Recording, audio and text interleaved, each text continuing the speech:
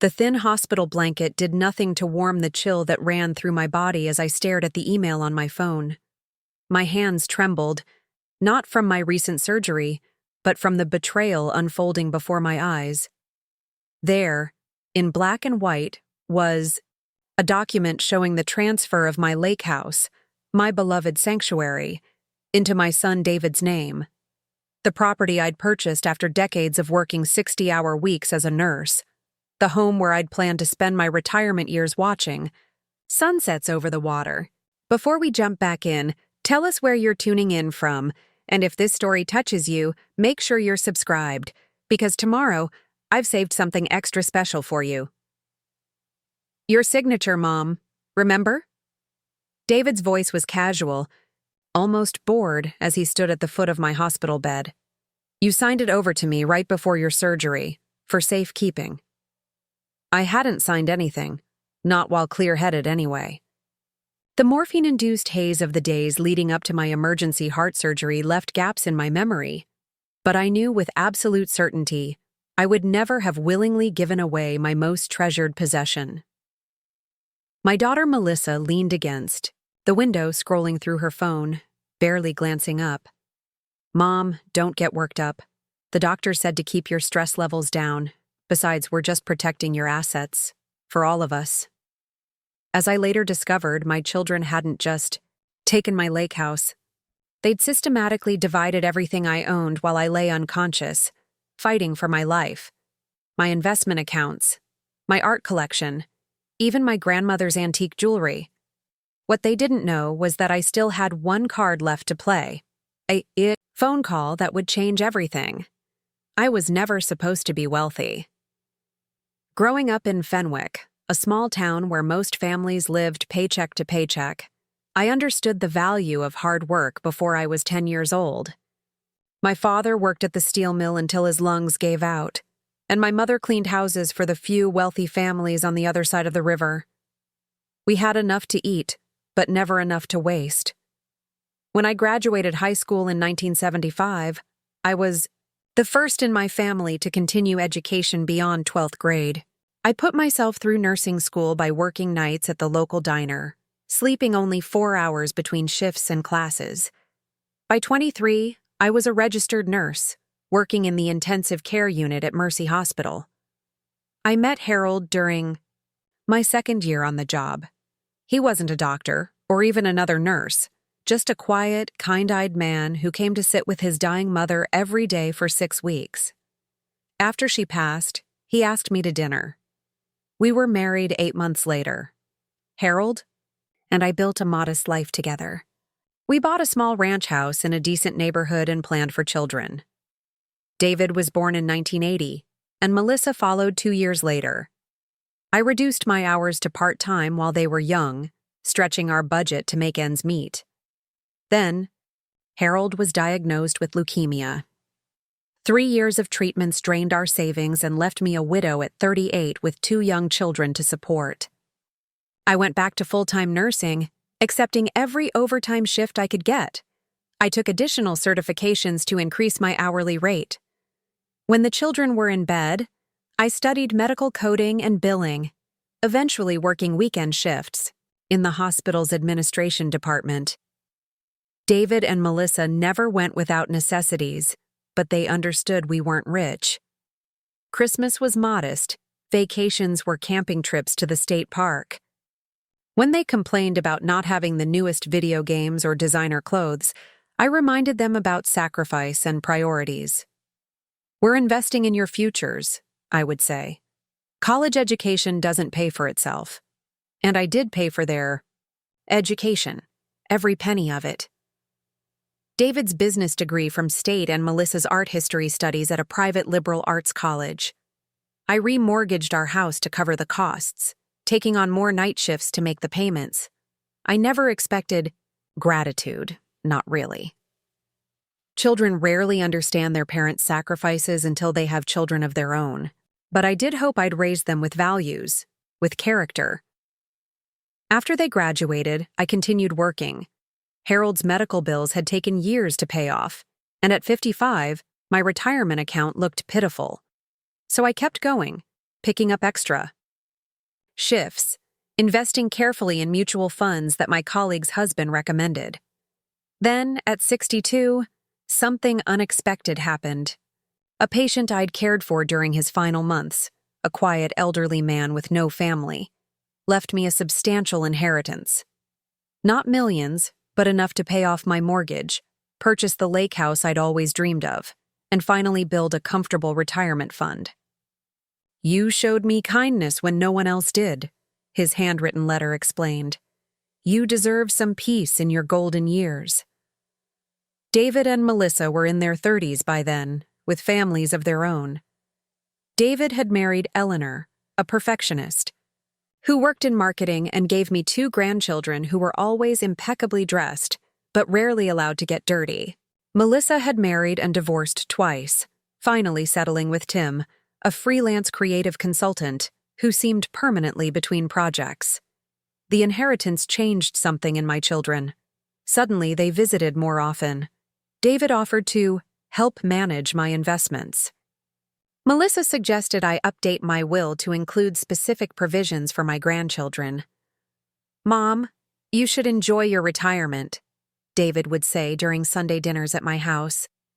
"Let me handle the financial stress." I smiled and nodded, but kept my accounts under my own control. After years of stretching every dollar, I wasn't about to hand over my financial independence to anyone, not even my son with his business degree. Instead, I bought the lake house, a modest 2-bedroom cabin with a wraparound porch and a dock that extended into the clear, deep water. I spent weekends there, often alone, sometimes with my one true friend Florence, who had been a nurse alongside me for 30 years. "This is heaven," Florence would say as we sipped wine on the porch, watching the sun set over the water. "You've earned this, Eleanor." "I just wish Harold could have seen it," I'd reply, and we'd clink glasses to his memory. For 5 years, life was good. I volunteered at a free clinic twice a week, spent time with my grandchildren when permitted, and enjoyed the peace of my lake house. My health was reasonably good, despite the occasional twinge in my chest that I attributed to age and decades of stress. Until one morning, while sweeping the porch at the lake house, the twinge became a crushing pressure. I barely managed to call 911 before collapsing. I woke up in the cardiac intensive care unit, familiar territory, but from the wrong side of the bed. A severe heart attack, they said. I would need surgery, major surgery, with a lengthy recovery period. David and Melissa arrived at the hospital within hours, faces drawn with what I interpreted as concern. They consulted with the doctors while I drifted in and out of consciousness, pain medication making the world fuzzy around the edges. "Don't worry about anything, Mom," Melissa said, stroking my hand. "We'll take care of everything while you recover." David nodded, his face serious. "I'll handle all the paperwork, insurance, bills, everything. You just focus on getting better." There were forms to sign, insurance documents, consent forms. The doctors explained the risks of the surgery, the likelihood of success. I signed where indicated, trusting the medical team I'd worked alongside for years. What I didn't realize was that David and Melissa had slipped in additional documents among the hospital paperwork. Documents I would never have signed while clear-headed. The surgery was successful but complicated. I spent 3 days in a medically induced coma and another week drifting between consciousness and sleep. By the time I was fully aware of my surroundings, David had relocated from my bedside to my lake house, and Melissa had arranged for an estate sale of my unnecessary possessions. It happened so gradually I barely noticed at first. David mentioned casually that he'd moved some funds around to cover my medical expenses. Melissa arrived one day wearing my mother's pearl necklace, a family heirloom I'd planned to pass, to my granddaughter on her 18th birthday. "I thought you'd want me to keep it safe, Mom," she said when I commented on it. "With all these hospital staff coming and going from your room, Preparing and narrating this story took us a lot of time, so if you are enjoying it, subscribe to our channel. It means a lot to us. Now back to the story. The nurses, my former colleagues, were nothing but professional, but I didn't have the strength to argue. Not then. It wasn't until I was moved from intensive care to a regular room that I began to piece together what was happening. Nurse Janine, who had been my mentee years ago, slipped me my mail during her evening rounds. "Your son said not to bother you with this," she whispered, "but I thought you might want to see it." Among the get well cards and insurance statements was a notice from the county recorder's office confirming the transfer of my lake house property to David Mercer. There was also a bank statement showing withdrawals, large withdrawals, from my primary account. My heart monitor betrayed my rising panic, beeping faster as I stared at the papers. Janine quickly checked my vitals. "Eleanor, you need to stay calm," she urged. "Your heart can't take the stress." "My children," I managed to say, papers clutched in my trembling hands. "They're taking everything." Janine's face softened with understanding. She'd been in nursing long enough to have seen all kinds of family dynamics during medical crises. "Do you have someone you trust? Someone outside the family?" I thought immediately of Florence, my dear friend who had retired to Arizona 2 years earlier. We still spoke weekly by phone. "I need to make a call," I said. "In private." Janine nodded. "I'll give you some privacy. But promise me you'll try to keep your heart rate down. Dr. Reynolds won't be happy if you have a setback." After she left, I reached for my phone on the bedside table, only to find it missing. Of course, David had taken it to update some settings days ago and never returned it. The room's phone required a code for outside calls. Frustrated tears welled in my eyes. I was a prisoner in this hospital room, my assets being stripped away while I lay helpless. The door opened, and David entered, carrying a cup of coffee and wearing a new cashmere sweater I'd never seen before. Behind him was Melissa, sorting through what looked like brochures. "Mom, good news," David announced, placing his coffee on my tray table without asking. "We've found a fantastic assisted living facility for when you're discharged. Very exclusive, excellent care." Melissa nodded enthusiastically.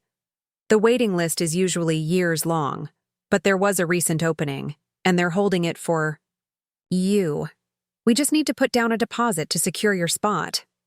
I stared at them, these strangers wearing my children's faces. "I'm going home after rehabilitation," I said firmly. "To my lake house." David and Melissa exchanged glances, a look I recognized from their childhood when they were hiding something. "Mom," David said slowly, as if speaking to a child, "we've been through this. You signed the lake house over to me before your surgery. You said you wanted me to have it since I have the kids." I began, but Melissa cut me off. "The doctor said you might have some memory issues after the surgery," she said smoothly. "It's totally normal. But we have the paperwork right here." She pulled a folder from her oversized purse and extracted a document. There, at the bottom, was what appeared to be my signature on a property transfer deed. It looked like my handwriting, but slightly off, as if signed while severely impaired. "This isn't right," I said, my voice stronger than I expected. "I would never give away my lake house." David's expression hardened slightly. "Mom, you were facing major surgery. You wanted to get your affairs in order. You told me yourself you were worried about estate taxes and probate." I had never said any such thing. In fact, I'd consulted with an estate attorney 2 years earlier and had a living trust in place specifically to avoid those issues. "Where's my phone?" I asked abruptly. "Oh," Melissa said, looking surprised. "I thought David returned it." David shrugged. "It's probably at your house. I'll look for it tonight." My house, not the lake house. They meant my primary residence. The ranch house I'd raised them in. At least they hadn't taken that yet. I'd like to be alone now, I said, turning away from them. I'm tired. Of course, Mom, Melissa said, kissing my cheek. Her lips were cold against my skin. We'll check on you tomorrow. After they left, I pressed the call button. When Janine appeared, I asked her directly, "Can you loan me your cell phone? Just for 5 minutes." She hesitated, then seemed to make a decision. 5 minutes, she said, placing her smartphone in my hand. I'll be back to check on you. With shaking fingers, I dialed Florence's number. When her familiar voice answered, I nearly broke down. Ellie? Is that you? I've been trying to reach you for days. Florence, I whispered, conscious of keeping my voice down. I need your help, my children. They're taking everything while I'm in the hospital. Florence didn't ask questions or express disbelief. She simply said, "Tell me what you need me to do." And in that moment, I knew exactly what I needed to do. One phone call that would change everything. I need you to contact Martin Goldstein, I said. Martin had been Harold's best friend and was now a retired judge. Tell him I need him to come to the hospital immediately and bring Cassandra Mitchell with him.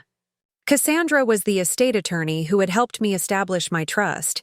She was sharp as a tack and took no nonsense from anyone. Consider it done, Florence said. And Ellie, hang in there. Help is coming. When Janine returned for her phone, I felt calmer than I had in days. My children thought they had won, thought they had successfully divided my assets while I lay vulnerable in a hospital bed. They had no idea what was coming. Janine came back for her phone just as I was ending the call with Florence. The determined look in my eyes must have caught her attention because she paused, studying my face. You've got a plan, she said. It wasn't a question. I nodded slightly, careful not to let my excitement raise my heart rate. Let's just say, I'm not as helpless as my children think. She smiled, a conspiratorial glint in her eye. Good for you, Eleanor. I've seen too many elderly patients steamrolled by family members who think they know best. She checked my vitals with practiced efficiency. Your blood pressure is elevated but within acceptable limits. Try to rest now. Whatever you're planning can wait until you're stronger. But I knew it couldn't wait.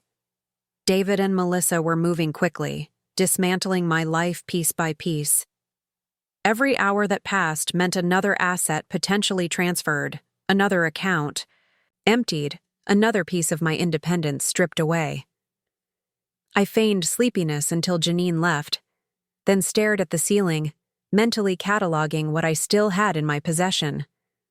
My purse was in the room's small closet. I'd insisted on keeping it nearby even during the worst days of my recovery. Inside was my driver's license, credit cards, and checkbook.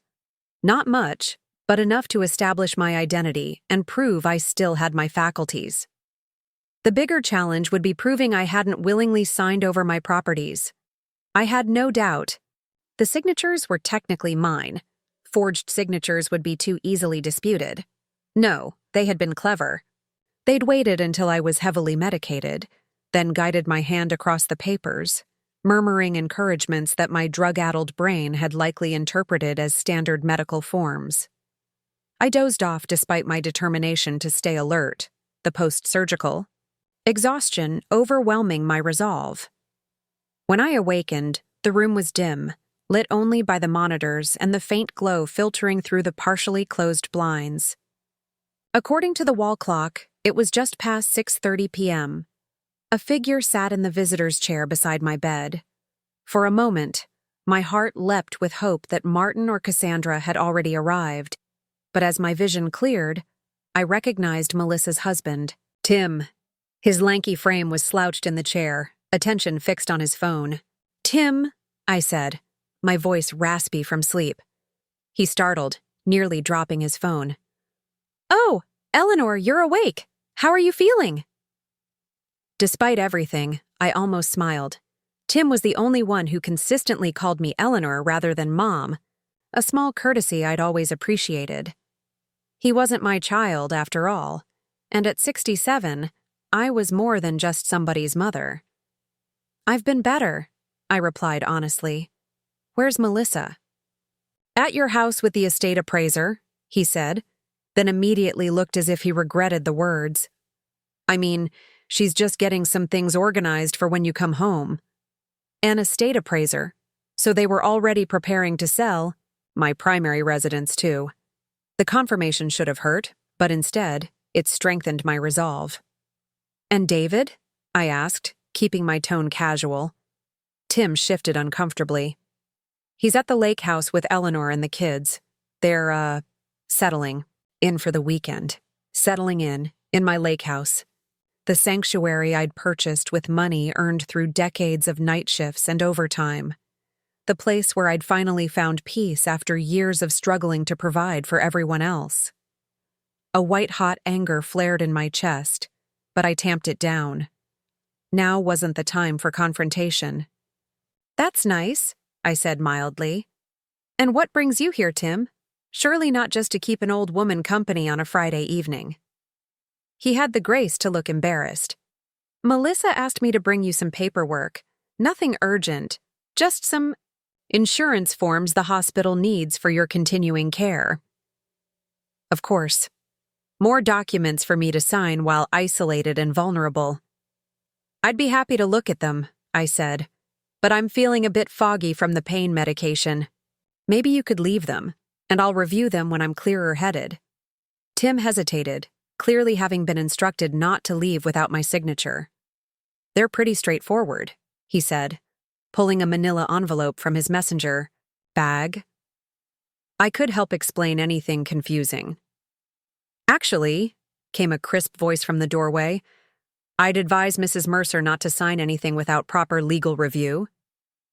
We both turned to see a woman in her 40s with a sleek bob haircut and a charcoal pantsuit standing in the doorway.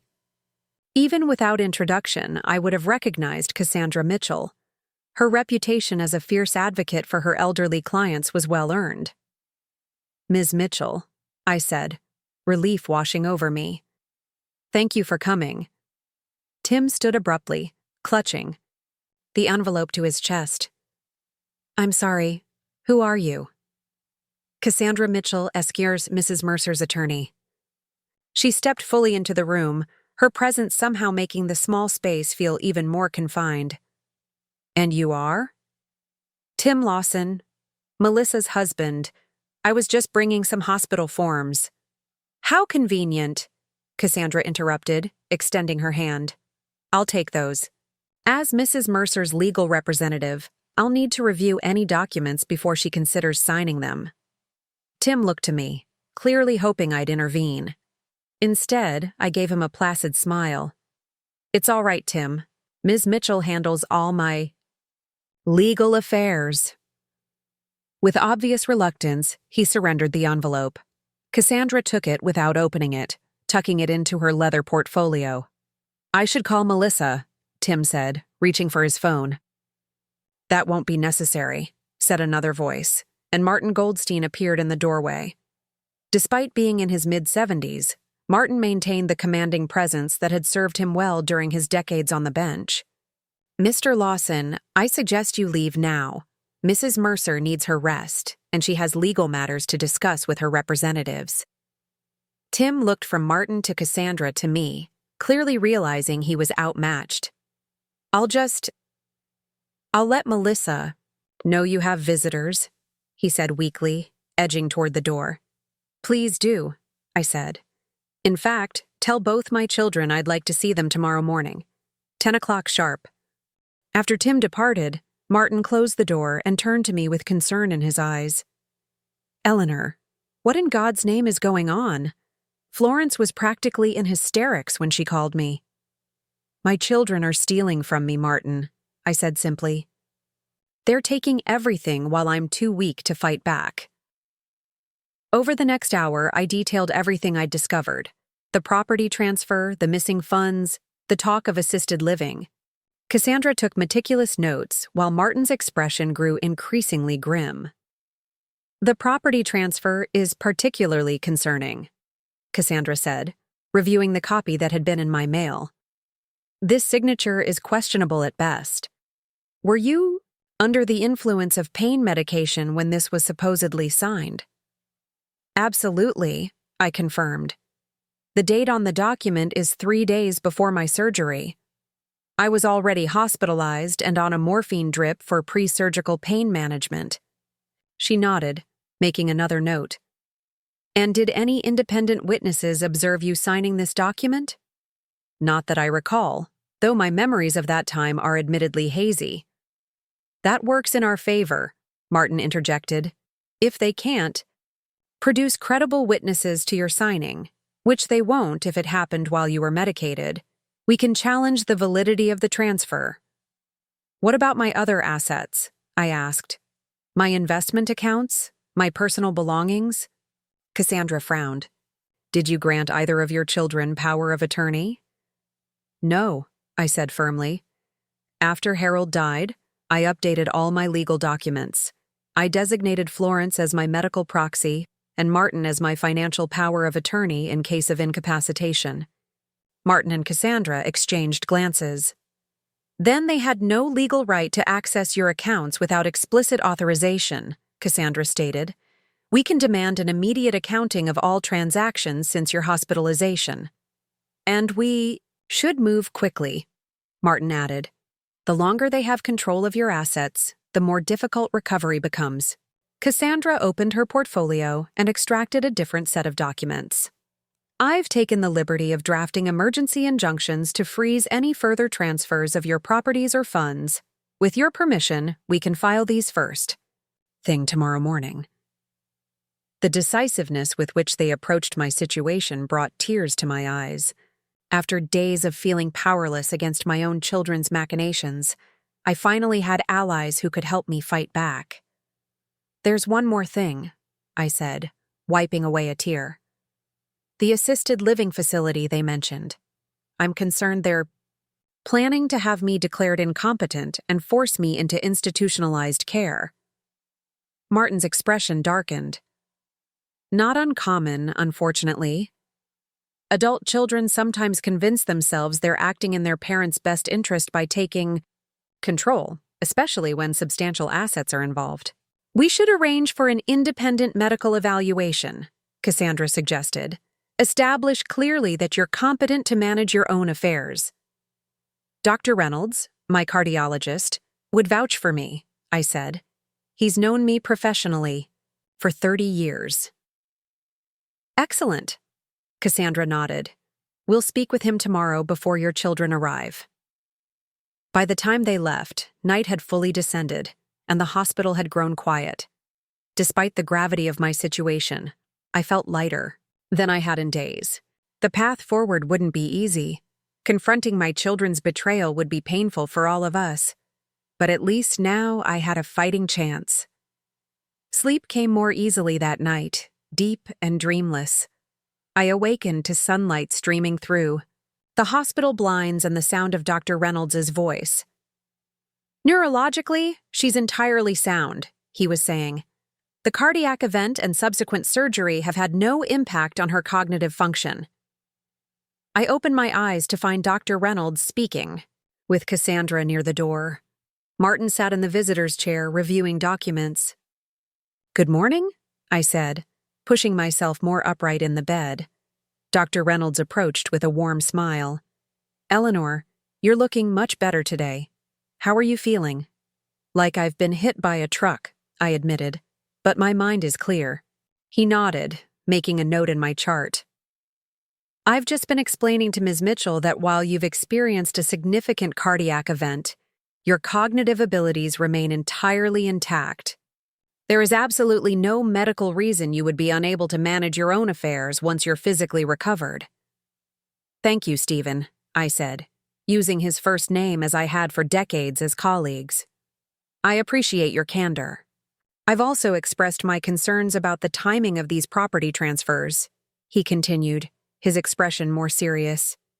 As your physician, I can state unequivocally that you were under the influence of powerful pain medications during the BAU. Days surrounding your surgery. Any documents signed during that period should be considered suspect at minimum. Cassandra looked pleased. Dr. Reynolds has agreed to provide a formal statement to that effect, she told me. We've also spoken with Nurse Janine, who confirms she observed signs of distress when you discovered the property transfer. Not confusion about having signed it, but genuine shock and betrayal. Which supports our contention that you never knowingly authorized these transfers, Martin added. The door opened, and a hospital aide entered with my breakfast tray. As she arranged it on the rolling table, Martin and Cassandra stepped outside with Dr. Reynolds to continue their conversation privately. Alone for a moment, I picked at the bland hospital food, my mind racing ahead to the confrontation to come. What would I say to my children? How could I look into the faces I'd loved since they took their first breaths and acknowledge the depth of their betrayal? My melancholy reflections were interrupted by a gentle knock. Janine peeked in, holding a small zippered bag. I thought you might want to freshen up before your visitors arrive, she said, placing the bag on the bed. Just some basics: toothbrush, hairbrush, a bit of makeup. The simple kindness brought tears to my eyes. Thank you, Janine. She smiled, then lowered her voice. Your son and daughter are already here, arguing with the nurse at the station. They're not happy about being told to wait until 10. Of course they weren't. David and Melissa had always been impatient, even as children. They wanted what they wanted immediately, consequences be damned. Let them wait, I said, straightening my shoulders. I'll be ready at 10. Not a minute before. Janine squeezed my hand before leaving. With determination, I used the small mirror from the toiletry bag to apply a touch of lipstick and smooth my silver hair. The face that looked back at me was pale and drawn from illness, but the eyes were clear and resolute. By 9:55, I was sitting up in bed, looking as dignified as possible in a hospital gown. Martin and Cassandra had positioned themselves strategically. Martin standing by the window, Cassandra seated in a chair near the foot of my bed, paperwork arrayed before her. At precisely 10 bounds, there was a sharp knock, and David entered without waiting for a response. He stopped abruptly when he spotted Martin and Cassandra, causing Melissa to bump into him from behind. Mom, what's going on? David demanded, recovering quickly. Who are these people? David, Melissa, I said calmly. This is Judge Martin Goldstein, you remember him from your father's funeral, and my attorney, Cassandra Mitchell. Your attorney? Melissa repeated, her voice rising. Why do you need an attorney in the hospital? I met her gaze steadily. To help me understand how my lake house was transferred to David's name without my knowledge or consent. And to explain why my investment accounts have been emptied. David's face flushed red. Mom, we've been through this. You signed the papers yourself. You were worried about your recovery, about potential nursing home costs eating up your estate. Mrs. Mercer was under heavy medication at the time of these supposed signatures, Cassandra interjected, her tone clinical. Her physician has confirmed she was in no condition to provide informed consent to any legal documents during that period. This is ridiculous, David sputtered, turning to me. Mom, tell them you knew what you were signing. I did not, I said firmly. And we both know it, David. You took advantage of my vulnerable state to steal what you couldn't convince me to give you freely. Melissa stepped forward, her expression a mix of frustration and fear. Mom, you're confused. The doctors said memory problems are common after major surgery. Mrs. Mercer's cognitive function has been independently evaluated, Martin cut in. She is entirely competent, and her memory is intact. Who are you to interfere in our family business? David demanded, rounding on Martin. This is between us and our mother. Martin remained unruffled. I am your mother's designated power of attorney for financial matters, have been for years, which means any financial decisions made while she was incapacitated should have gone through me. Not you. The color drained from David's face. She never told us that. I shouldn't have needed to, I said quietly. You shouldn't have been making any decisions about my property regardless. Cassandra cleared her throat. We've prepared injunctions to freeze all further transfers of Mrs. Mercer's assets. We're also filing to invalidate the lake house transfer based on Mrs. Mercer's incapacity at the time of signing. Additionally, Martin added, we're requesting a full accounting of all funds withdrawn from Mrs. Mercer's accounts since her hospitalization. Any expenditures not directly related to her medical care will need to be justified or returned. David turned to me, his expression hardening. So that's how it's going to be? You're suing your own children? I'm protecting what's mine, I corrected him. What I worked my entire life to build. What I sacrificed for, including putting both of you through college without a penny of student debt. We were just trying to protect you, Melissa insisted, tears forming in her eyes. The doctors weren't sure you'd survive the surgery. We had to make contingency plans. Contingency plans that conveniently put my lake house in David's name and my investment funds in your account? I asked skeptically. That doesn't sound like protection, Melissa. It sounds like theft. You ungrateful, David began, but... Martin stepped forward, placing himself between my son and my bed. That's enough, he said, his voice carrying the authority of his years on the bench. Mrs. Mercer is still recovering from major surgery. This discussion is now over. You can't just throw us out, David protested. She's our mother. Actually, as her medical proxy, I can limit visitors if they're causing distress, came Florence's voice from the doorway. She stood there, travel-worn but determined, having flown in from Arizona overnight at my request. And right now you're both causing considerable distress. The sight of Florence, my dear friend who had dropped everything to come to my aid, brought fresh tears to my eyes. Flo, I whispered. She crossed the room to take my hand, ignoring my children completely. I'm here now, Ellie. Everything's going to be all right. Height! David looked from Florence to Martin to Cassandra, finally realizing the extent of the alliance against him. This isn't over, he said coldly. Mom, when you're thinking clearly again, you'll realize we were only trying to help. Perhaps you should leave now, Cassandra suggested, before we discuss the potential criminal implications of what you've done. Elder financial abuse is taken very seriously by prosecutors these days. The mention of criminal charges visibly rattled both my children. Without another word, they retreated, David's arm around Melissa's shoulders as they disappeared down the corridor. The room fell silent in their wake. Florence pulled up a chair beside my bed, still holding my hand. I can't believe they would do this, she said softly. Your own children. I've been blind, I admitted. For years, I've excused their self-centeredness, their entitlement. I told myself it was normal generational differences, that they'd mature eventually. I shook my head sadly. But this reveals who they truly are, and who I've been. An enabler, always giving, never holding them accountable. Martin approached the other side of the bed. Don't be too hard on yourself, Eleanor. You did what parents do. You loved unconditionally. They're the ones who failed, not you. Cassandra began gathering her paperwork. I'll file these documents immediately. With Dr. Reynolds' statement and the hospital records showing your medication levels, we have a strong case for invalidating the property transfer. And I'll contact the banks first thing Monday morning, Martin added.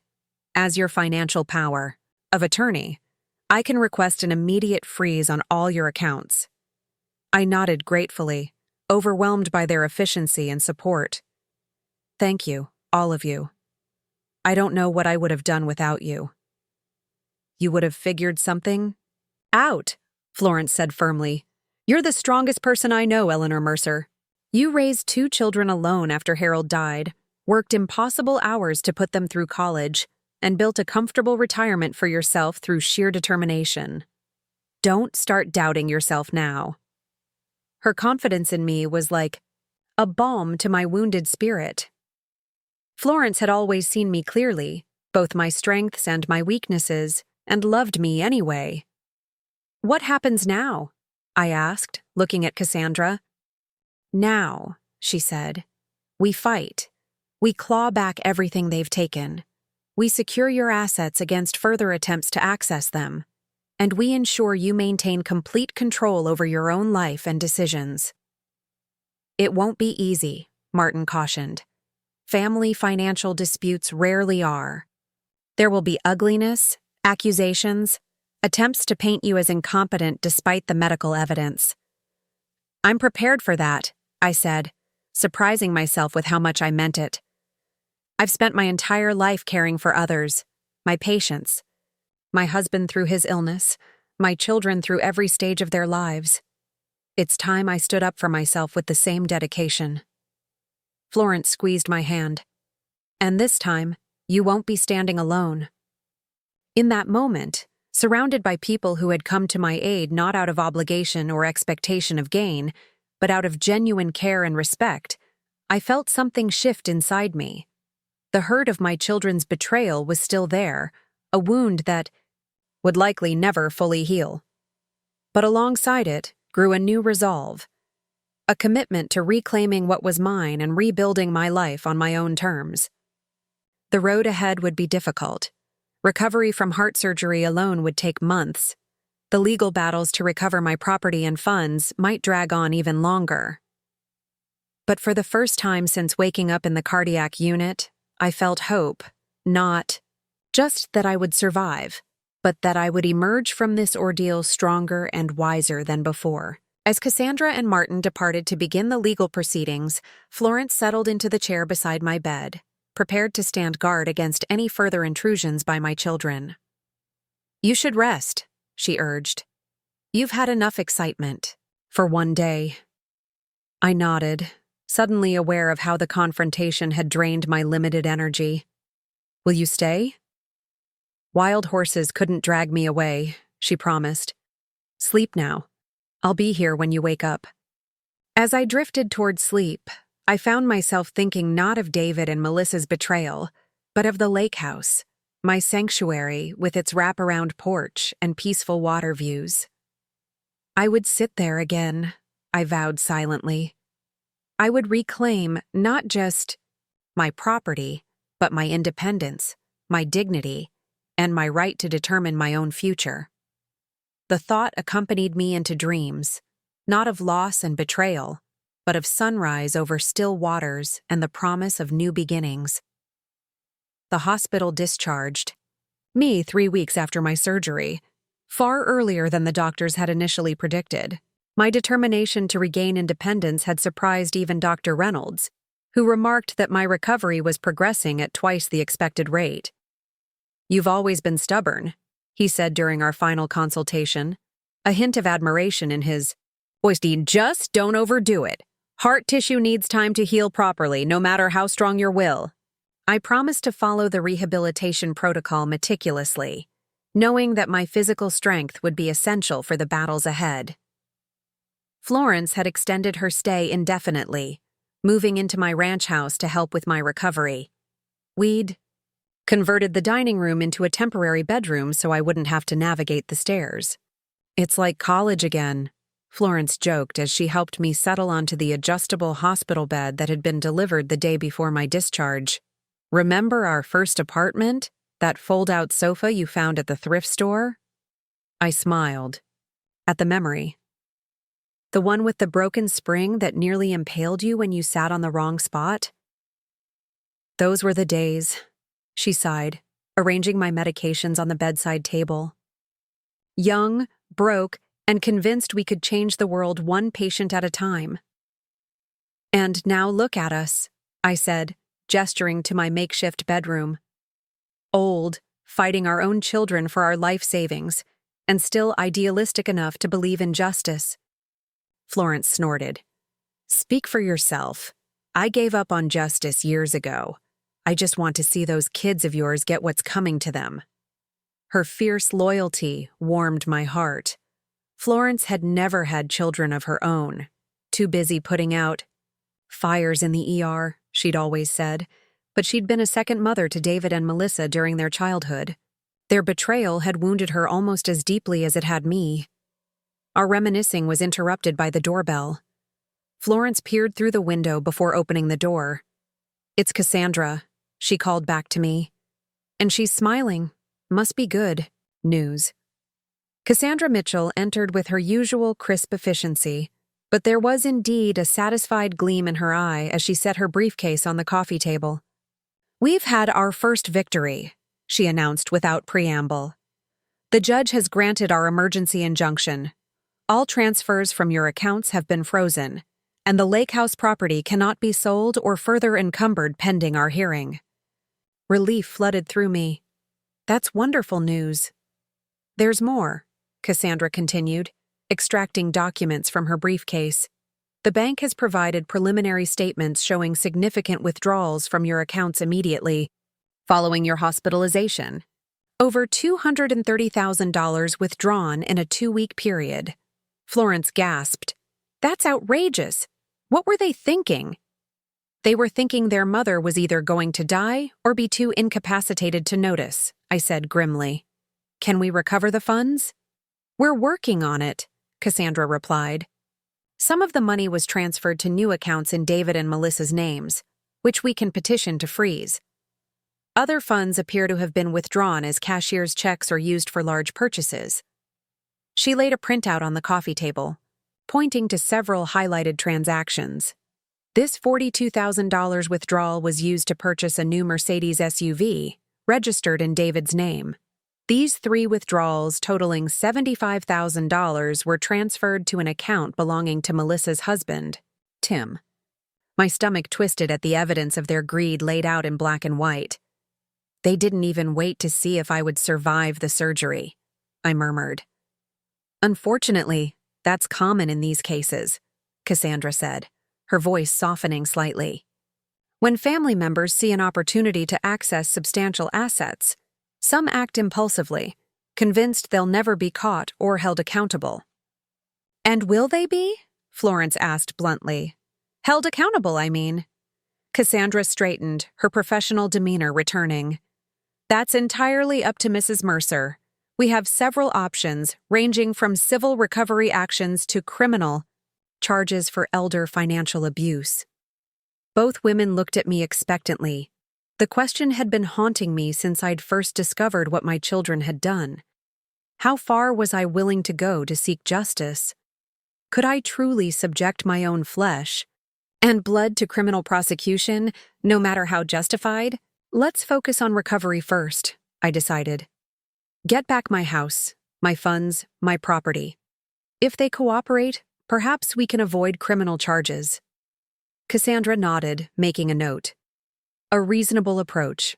I should mention, however, that we've received a counteroffering from David's attorney." "David has an attorney already?"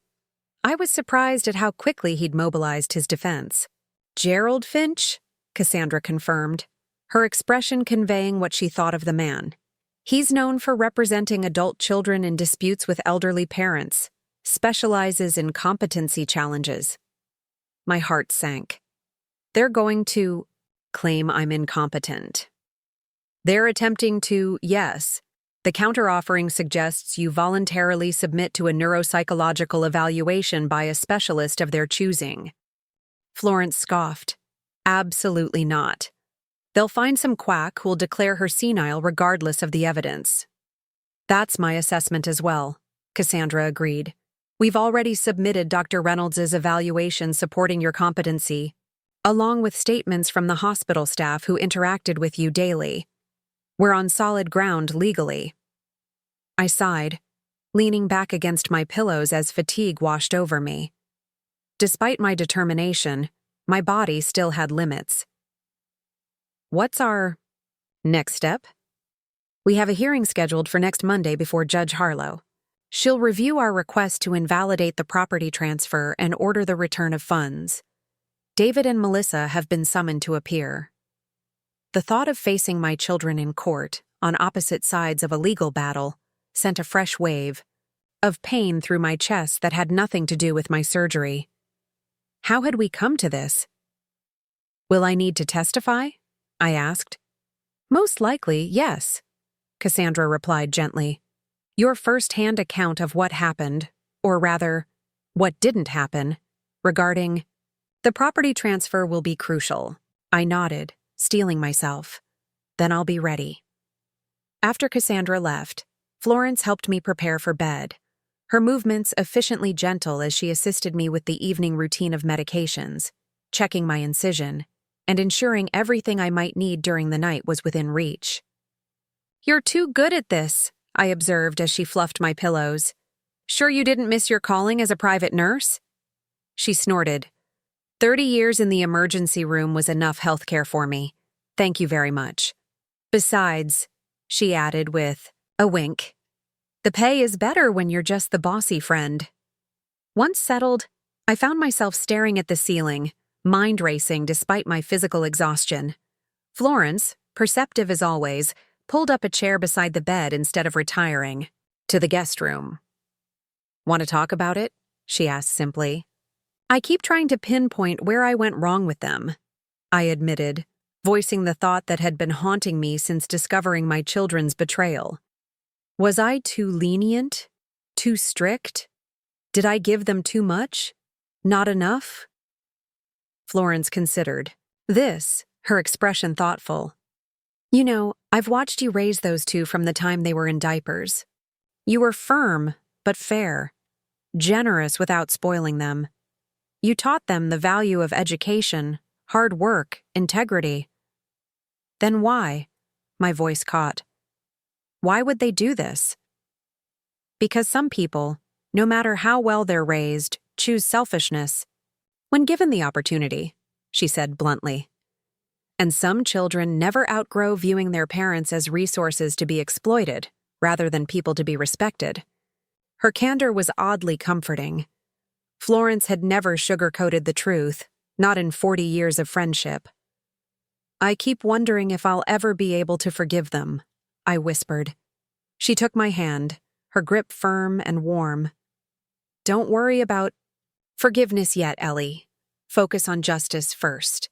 Forgiveness, if it comes, can follow later. I managed a small smile. When did you get so wise? Watching you, she replied without hesitation. Now get some sleep. We've got a long road ahead. The days leading up to the hearing passed in a blur of rehabilitation exercises, consultations with Cassandra, and careful avoidance of any contact with my children. They had attempted to visit several times, but Florence had sent them away, enforcing the boundaries I'd established through Cassandra. Only once had David become confrontational, threatening to call the police if he wasn't allowed to see his mother. Go ahead, Florence had told him through the barely opened door, phone in hand. I'll save you the trouble and dial for you. I'm sure they'd be very interested to hear about the $230,000 you've stolen from your mother's accounts. He'd retreated quickly after that.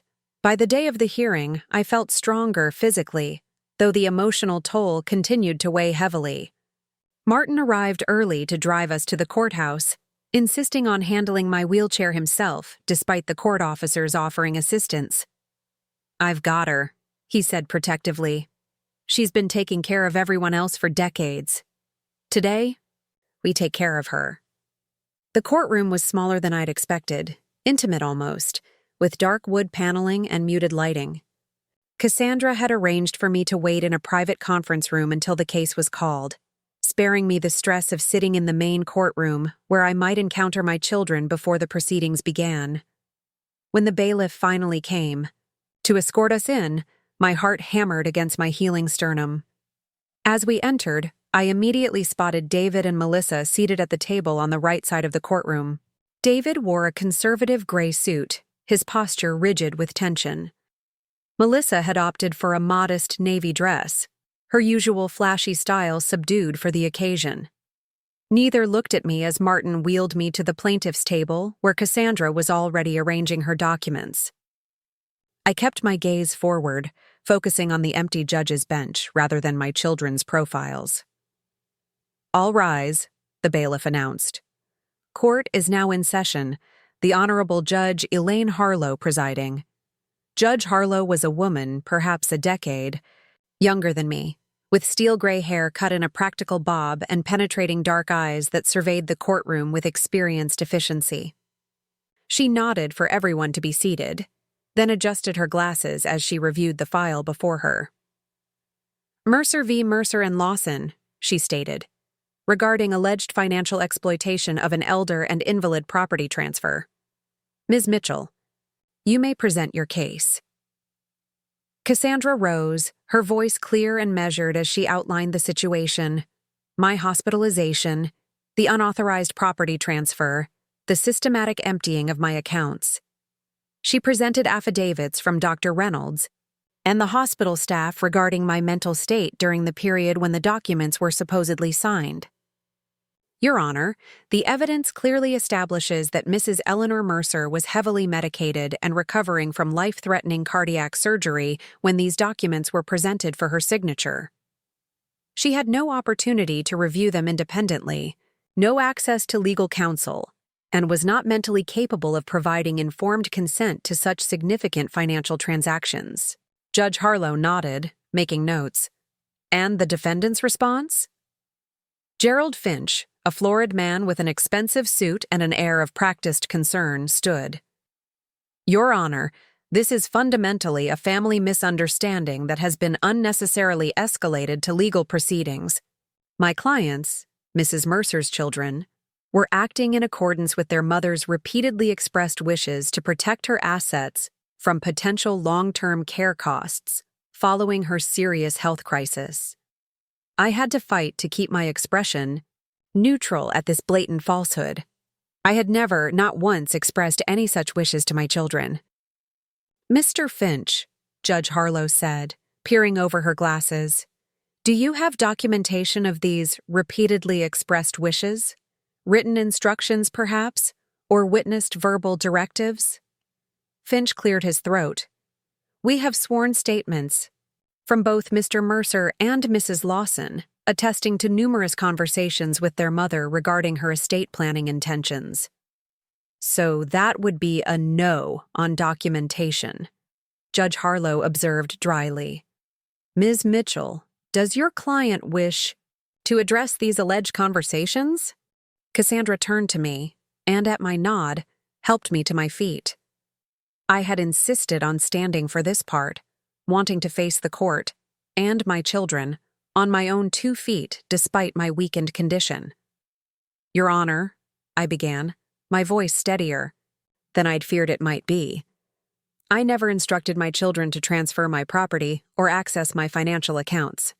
On the contrary, I had explicitly arranged for Judge Martin Goldstein to serve as my financial power of attorney in the event I became incapacitated, specifically to ensure my assets would be properly managed according to my established estate plan.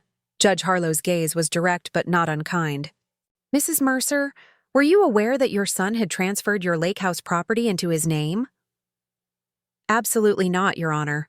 That property represents my retirement sanctuary, purchased with funds I earned during decades of nursing service. I would never have willingly transferred it to anyone, least of all during a medical crisis when my future care needs were uncertain. And the financial withdrawals? Nearly $250,000, according to the records presented. Shook my head firmly. I had no knowledge of these withdrawals until after recovering from surgery. I never authorized them, either verbally or in writing. Judge Harlow turned toward the defendant's table. Mr. Mercer, Mrs. Lawson, do either of you wish to address the court regarding these statements? David stood, straightening his tie nervously. Your Honor, my mother is confused about the timing of these discussions. We had many conversations about protecting her assets prior to her heart attack. That's not true, I interrupted, unable to let the lie stand. Judge Harlow held up her hand. Mrs. Mercer, please allow your son to finish. You'll have an opportunity to respond. I pressed my lips together, nodding apologetically. David continued, his confidence seemingly bolstered by the judge's intervention. My mother has always been concerned about the possibility of needing long-term care and how it might deplete her savings. The lake house transfer was a strategic asset protection move, entirely in line with her previously stated wishes. Judge Harlow's expression remained impassive. And the $42,000 withdrawal used to purchase a Mercedes registered in your name? Was that also asset protection? David flushed. The timing was coincidental. I had been planning that purchase for months. With your mother's funds? He had no answer for that. The judge turned to Melissa. Mrs. Lawson, what about the $75,000 transferred to accounts belonging to you and your husband? Melissa stood, hands clutched nervously before her.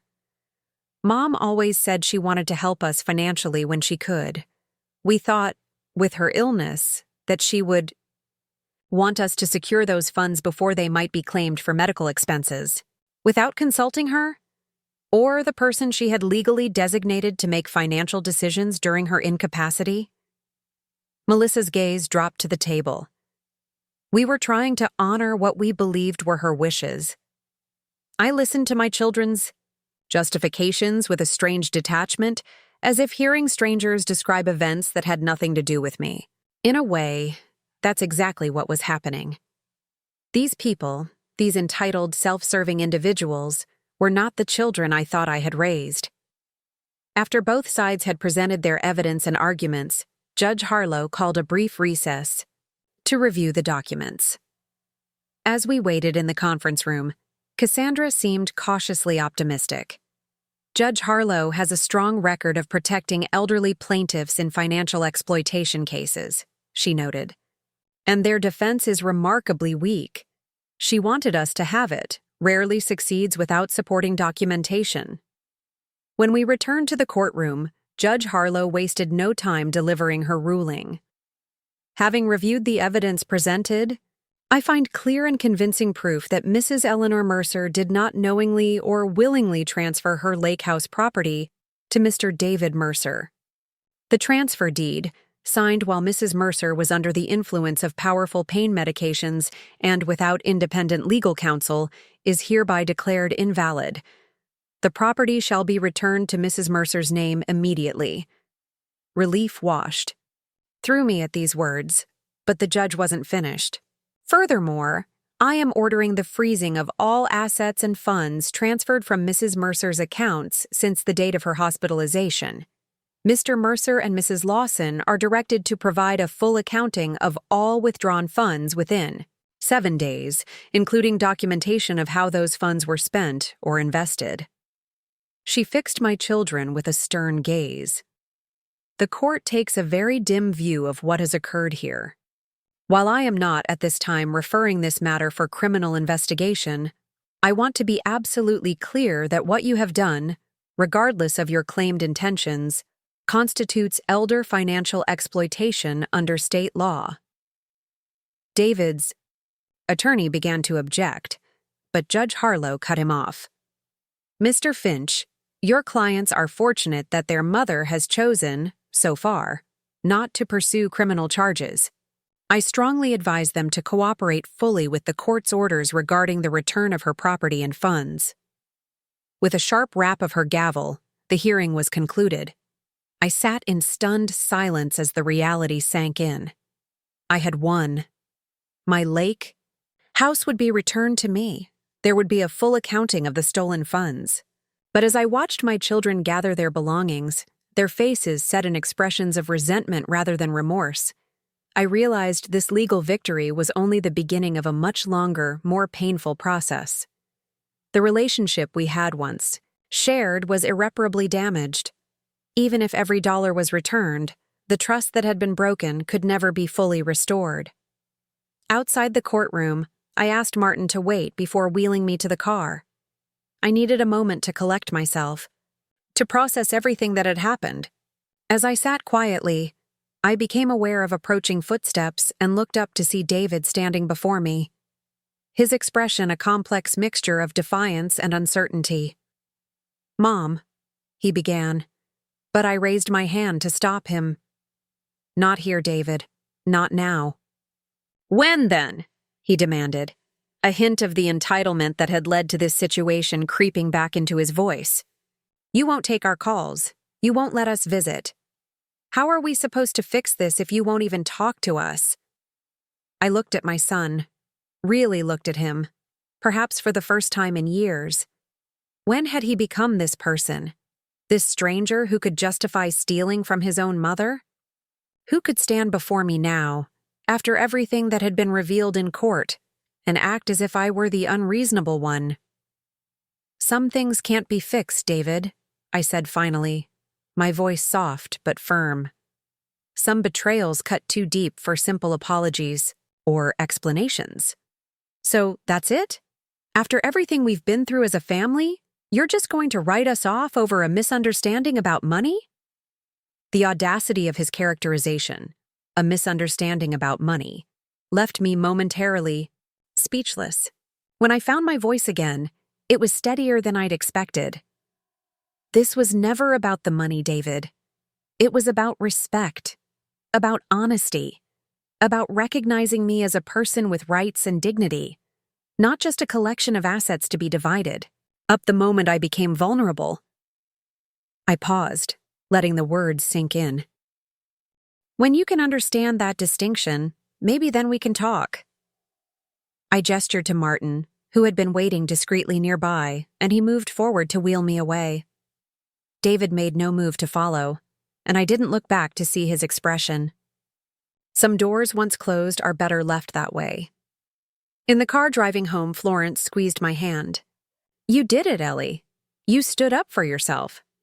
I nodded, watching the city blocks pass by outside the window. "Yes, I did." "Then why don't you look happier?" I turned to her with a sad smile. "Because winning doesn't feel the way I thought. It would. I got my property back, but I lost my children in the process." "You didn't lose them," Florence corrected gently. "You just finally saw them clearly. There's a difference." As we pulled into my driveway, I realized she was right. This painful episode had stripped away the illusions I'd maintained about my children for years. It had forced me to see who they truly were, not who I had wished them to be. And painful as that clarity was, it was also, in its way, a gift. A chance to rebuild my life on a foundation of truth rather than comfortable deception.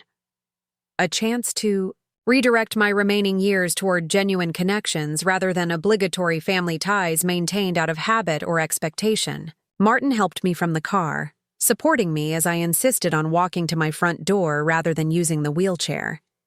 Each step was a small victory, a reclaiming of independence.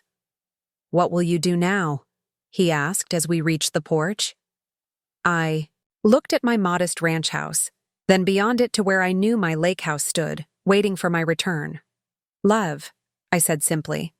"On my own terms, for however many years I have left."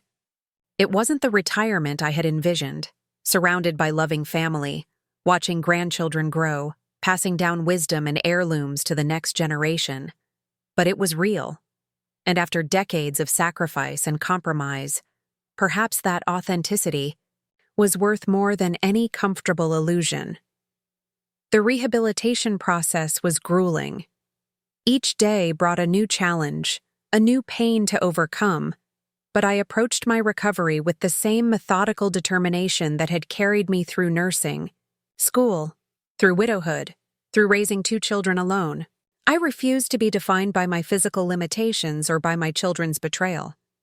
6 months after the court hearing, I stood on the dock of my lake house, watching the autumn sun set over the water. The maple trees lining the shore had turned, brilliant shades of red and gold, their colors intensified by the golden hour light. I breathed deeply, savoring the crisp air and the profound silence that was only occasionally interrupted by a loon's haunting call. "Tea's ready," Florence called from the porch. I turned with a smile. Florence had decided to extend her Arizona sabbatical indefinitely, renting out her condo there and moving into my guest room. "Just until you're fully recovered," she'd insisted, though we both knew her presence had become about more than my physical healing. "Coming," I called back, taking one last look at the tranquil water, before making my way up the gentle slope from the dock. My progress was slow but steady, each step a testament to how far I'd come since the surgery. The carved walking stick Martin had given me. "Every queen needs a proper scepter," he'd joked, provided necessary support while allowing me to maintain my dignity and independence. Florence had arranged a cozy scene on the porch. 2 Adirondack chairs with cushions, a small table between them holding a teapot, 2 mugs and a plate of ginger snaps. She'd draped woolen blankets over the backs of the chairs against the evening chill. "Quite the picture of retirement bliss," I observed, lowering myself carefully into one of the chairs. "That was the idea," she replied, pouring the tea. "Though I never imagined I'd be spending my golden years as your personal Florence Nightingale. The name coincidence is a bit on the nose, don't you think?" I laughed, accepting the steaming mug she handed me. "Perhaps you were destined for this role all along." "Heaven forbid," she mock-shuddered. "I've spent enough of my life tending to the sick and injured, thank you very much." We sipped our tea in comfortable silence, watching the sun sink lower behind the trees. These quiet moments had become a cherished ritual over the past months, a peaceful pause in days otherwise filled with physical therapy appointments, legal consultations, and the ongoing work of rebuilding my finances. The financial recovery had been almost as challenging as the physical one. Despite the court order, retrieving the funds my children had taken proved complicated. The money that had been transferred to their accounts was relatively straightforward to recover, but the cash withdrawals and purchases presented greater challenges. David had indeed purchased a Mercedes with my money, but he'd already traded it in for another vehicle plus cash. Melissa and Tim had used some of their ill-gotten funds for a lavish vacation to the Maldives and invested the rest in Tim's perpetually failing business ventures. By the time the court orders were enforced, nearly $80,000 of my money had been irretrievably spent. "Have you given any more thought to Martin's suggestion?" Florence asked, interrupting my financial musings. Martin had proposed filing a civil lawsuit to recover the remaining funds, potentially including additional damages for emotional distress. "It's your right," he'd argued. "They shouldn't be allowed to simply spend $80,000 of your dollars without consequences." I sighed, watching the steam rise from my mug. "Honestly, I'm tired of courtrooms and legal battles. I got back my lake house and most of my savings. Perhaps it's time to simply move forward." Florence frowned slightly. "They shouldn't get away with it, Ellie. Not after what they put you through." "I'm not sure they have gotten away with anything," I replied thoughtfully. "They've lost their mother. They've been publicly exposed and legally reprimanded. Their reputations in the community are in tatters. All consequences of their own actions," Florence pointed out. "Not punishment for stealing your money." "True," I acknowledged.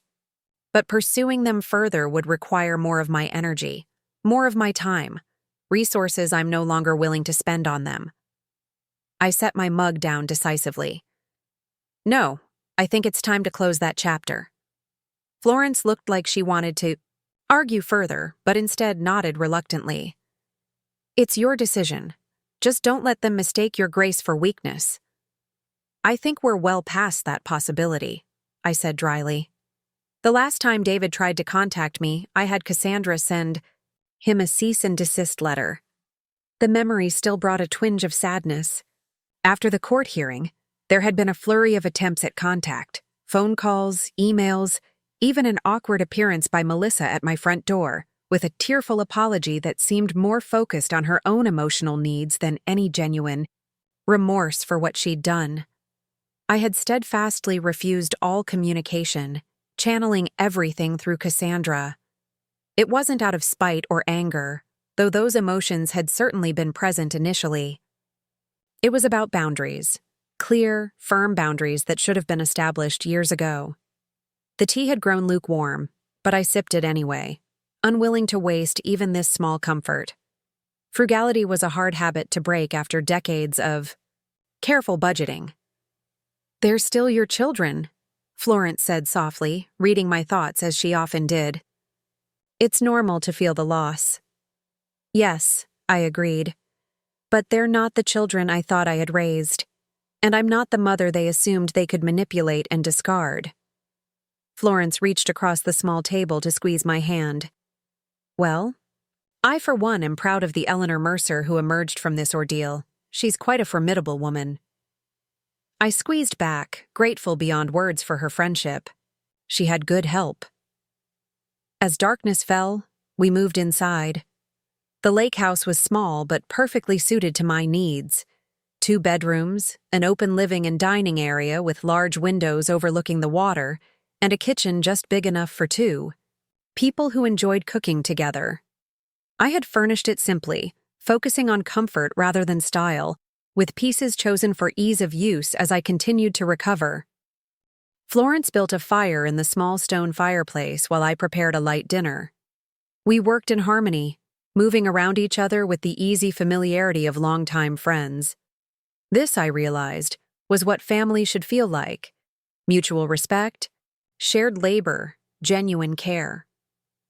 After dinner, as we sat by the fire with cups of decaf coffee, Florence broached a subject I knew had been on her mind. "I've been thinking about the Arizona condo," she began. "The rental agreement expires next month, and I need to make a decision about extending it." I waited, letting her find her words in her own time. "The thing is, Ellie," she continued, staring into her cup, "I'm not sure I want to go back. Not full-time, anyway." "Because of me?" I asked gently. "Florence, I'm much stronger now. You don't need to stay on as my caretaker." She looked up quickly. "It's not that, or not just that." She set her cup down, straightening her shoulders as if preparing for an important declaration. "The truth is, I like our life here. I like the quietness of the lake, the changing seasons, our evening, rituals, and I think maybe we're good for each other." The vulnerability in her expression touched me deeply. Florence, who had always been so fiercely independent, was admitting she needed connection just as much as I did. "You know, I said carefully, "this house has 2 bedrooms for a reason. One was always meant for guests, but there's nothing saying it can't become something more permanent." Her eyes widened slightly. "Are you suggesting a roommate arrangement?" I clarified. "Or whatever term 2 women our age use when they decide to share a home. You could keep the Arizona place for winter getaways if you wanted. We both know my bones would appreciate some desert heat in January, but make this your home base." "You wouldn't mind?" she asked, still hesitant. "I know how much you value your independence." I laughed softly. "Florence, independence doesn't have to mean isolation. If this ordeal has taught me anything, it's that surrounding yourself with the right people is not a surrender of autonomy, it's an enhancement of it." She smiled then, relief and pleasure lighting her face. "Well, in that case, I accept your offer, Ms. Mercer." "Excellent," I said, raising my coffee cup in a toast. "To roommates, then." "To roommates," she echoed, clinking her cup against mine. "And to new beginnings." The decision felt right, a positive step forward rather than a compromise or concession.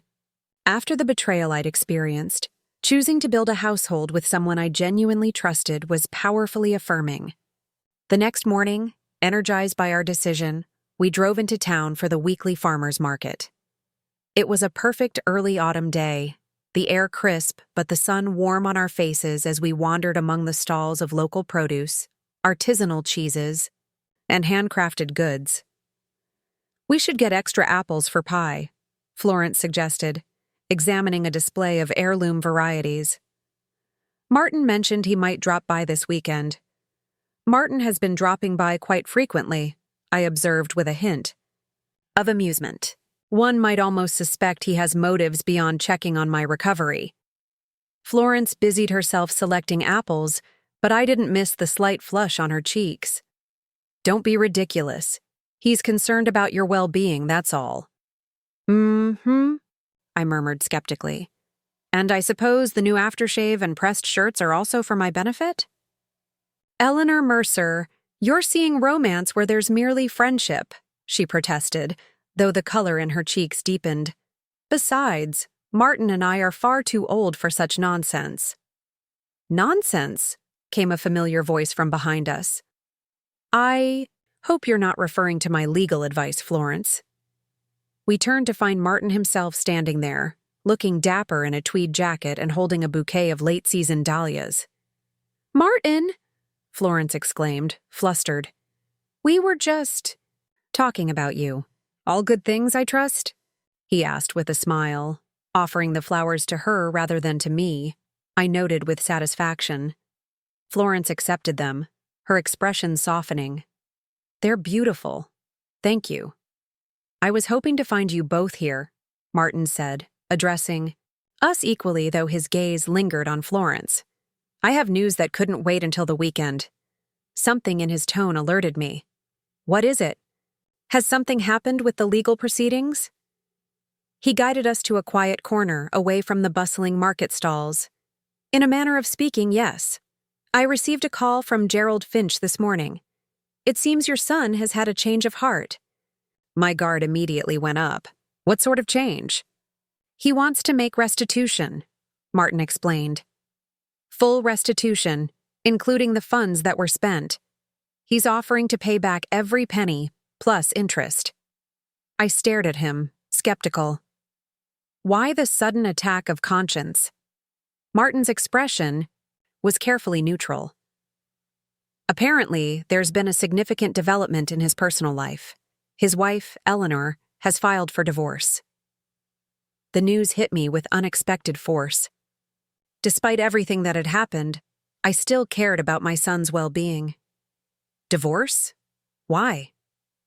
According to Finch, she discovered what David had done. Taking your money, the property transfer, all of it. She was horrified, told him she couldn't remain married to someone who would steal from his own mother. Florence made a sound of approval.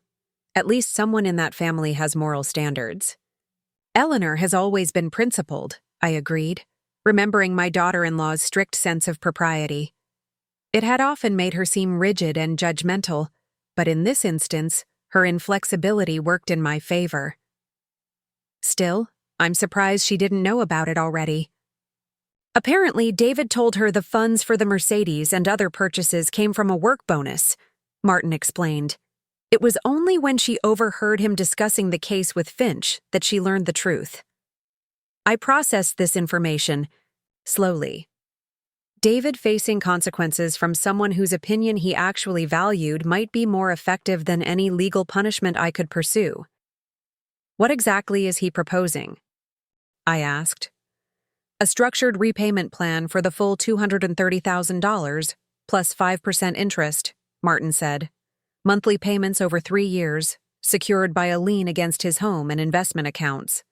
Plus a formal, written apology acknowledging what he did and renouncing any future claims against your estate. It was more than I had expected, especially the last part. David relinquishing future inheritance claims was tantamount to accepting disinheritance. And Melissa? I asked. Is she part of this offer? Martin's expression clouded slightly. No, Finch represents David only. As far as I know, Melissa maintains that she was merely following her brother's lead and feels she's been punished enough by the court order. That sounded like Melissa, always the victim, never responsible. I sighed, suddenly tired, despite the beautiful day and buoyant mood of just minutes earlier. What do you think I should do, Martin? He considered his response carefully. Legally, it's a solid offer. Better than what we might achieve through continued litigation, especially regarding the already spent funds. But this isn't just a legal decision, Eleanor. It's about what you need for your own peace of mind. Florence, who had been uncharacteristically quiet, spoke up. Would accepting mean reopening communication with him? Because I'm not sure you're ready for that, Ellie, regardless of how much money he's offering. It was a perceptive question, one I hadn't yet considered. Was I prepared to face David again? To read his apology, however formally worded by attorneys? To accept his payments month after month for years, each check a reminder of his betrayal? "I need time to think about this," I said finally. Martin nodded. "Of course. There's no rush to respond. The offer will stand." He hesitated, then added more gently, "For what it's worth, Finch mentioned that David seems genuinely remorseful. Whether that's due to losing his wife or finally understanding the gravity of what he did, I can't say." We walked back toward the farmer's market, the festive atmosphere now at odds with my somber mood. Florence, sensing my distraction, suggested we head home. Martin offered to drive us, and I didn't miss the way Florence's hand lingered on his arm as she accepted. Back at the lake house, I excused myself to rest while Florence and Martin remained on the porch, their conversation a gentle murmur beyond my closed bedroom door. I didn't sleep, though. Instead, I sat by the window overlooking the water, turning over Martin's news in my mind.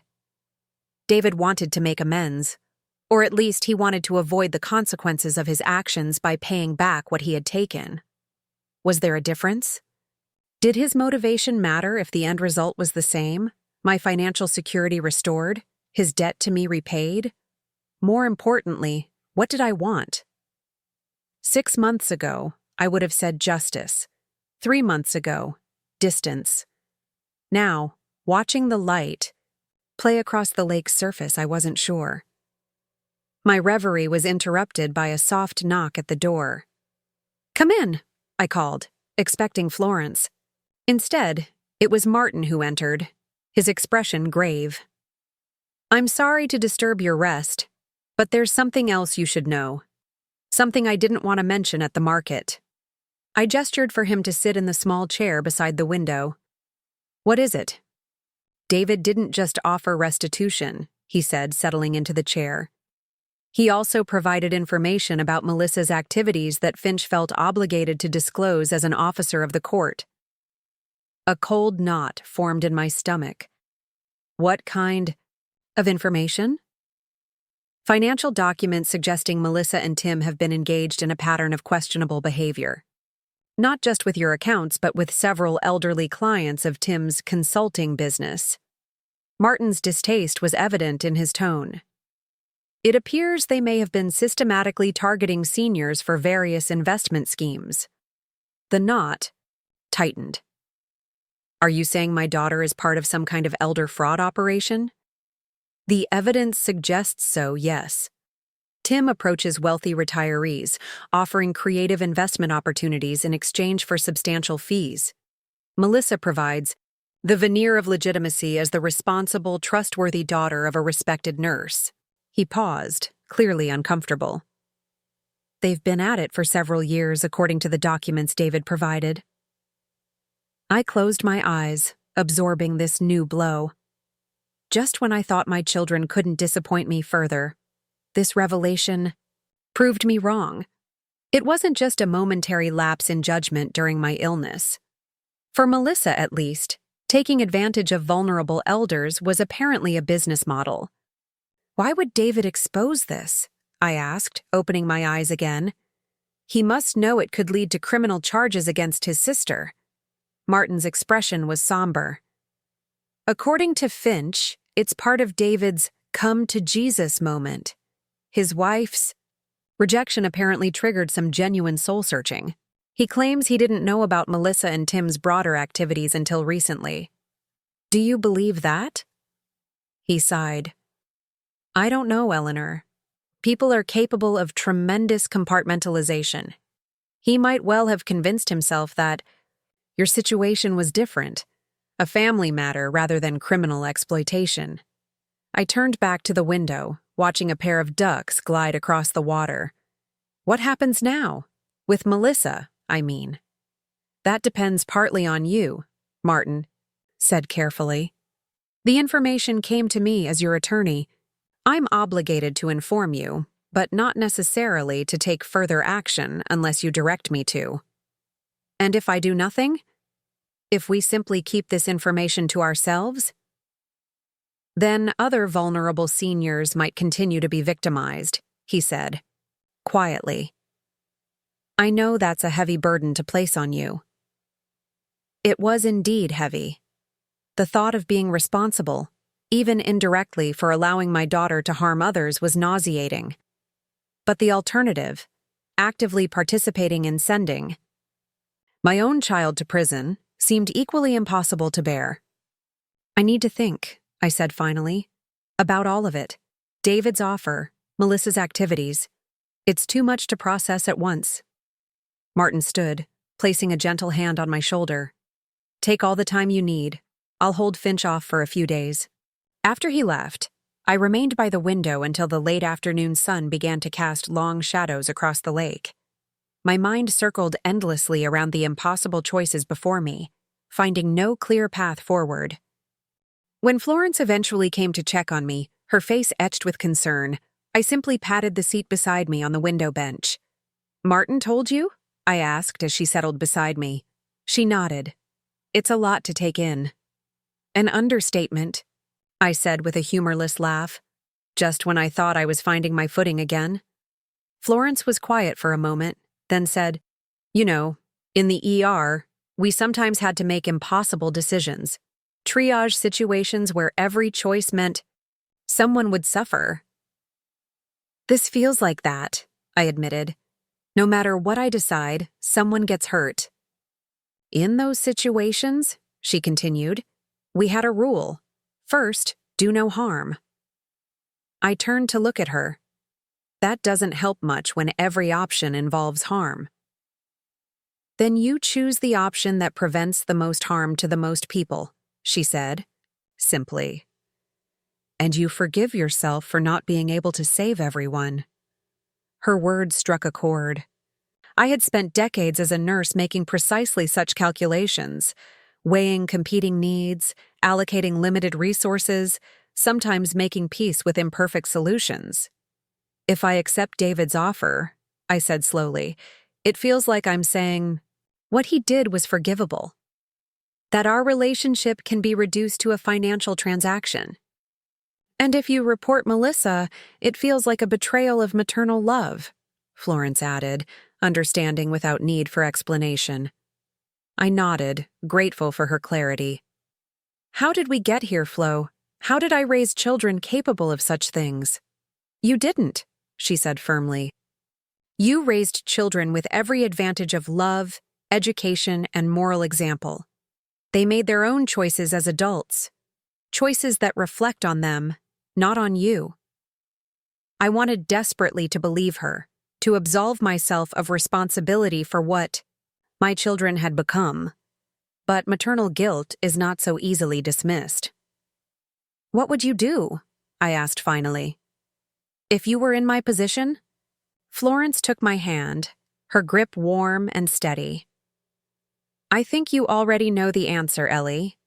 You've always known, deep down, what needs to be done. You just needed time to find the courage to do it. And looking into her eyes, I realized she was right. The path forward was clear, had been clear all along beneath the confusion of conflicting emotions. What remained was simply the strength to walk it. I squeezed her hand, drawing from her steadiness. Will you help me make some calls? There are arrangements to be made. Of course, she said without hesitation. Whatever you need. As the sun set over the lake, painting the water gold and crimson, I made my decision, not as a betrayed mother seeking vengeance, nor as a victim cowering in fear, but as the woman I had always been beneath the roles of nurse, wife, mother, and grandmother. A woman of principle who understood that sometimes the hardest path is also the only right one. Tomorrow would bring pain, without doubt, but it would also bring clarity, resolution, and perhaps eventually a measure of peace. For now, that would have to be enough. The winter morning dawned clear and cold, sunlight reflecting off the frozen lake in blinding diamonds of light. I stood at the kitchen window, coffee mug warming my hands, watching a pair of cardinals flit between the bare branches of the maple tree. Their vibrant red plumage stood out starkly against the monochrome landscape of snow and ice. "Perfect day for it," Florence observed, joining me at the window. She was already dressed for our outing, sensible wool slacks, a heavy sweater, and sturdy boots. "If there can be a perfect day for such things," I replied, taking a final sip of coffee before placing the mug in the sink. 3 months had passed since Martin brought news of David's offer and Melissa's criminal activities. 3 months of careful deliberation, legal consultations, and sleepless nights. 3 months leading to today, the day of reckoning. "Are you certain you want to be there in person?" Florence asked, not for the first time. Cassandra said, "Your presence isn't legally required." I smoothed down the front of my charcoal gray dress, formal without being funereal. "I need to see it through, Flo, for my own peace of mind, if nothing else." She nodded, understanding without further explanation. That was the beauty of our friendship, the ease with which we comprehended each other's needs without excessive discussion.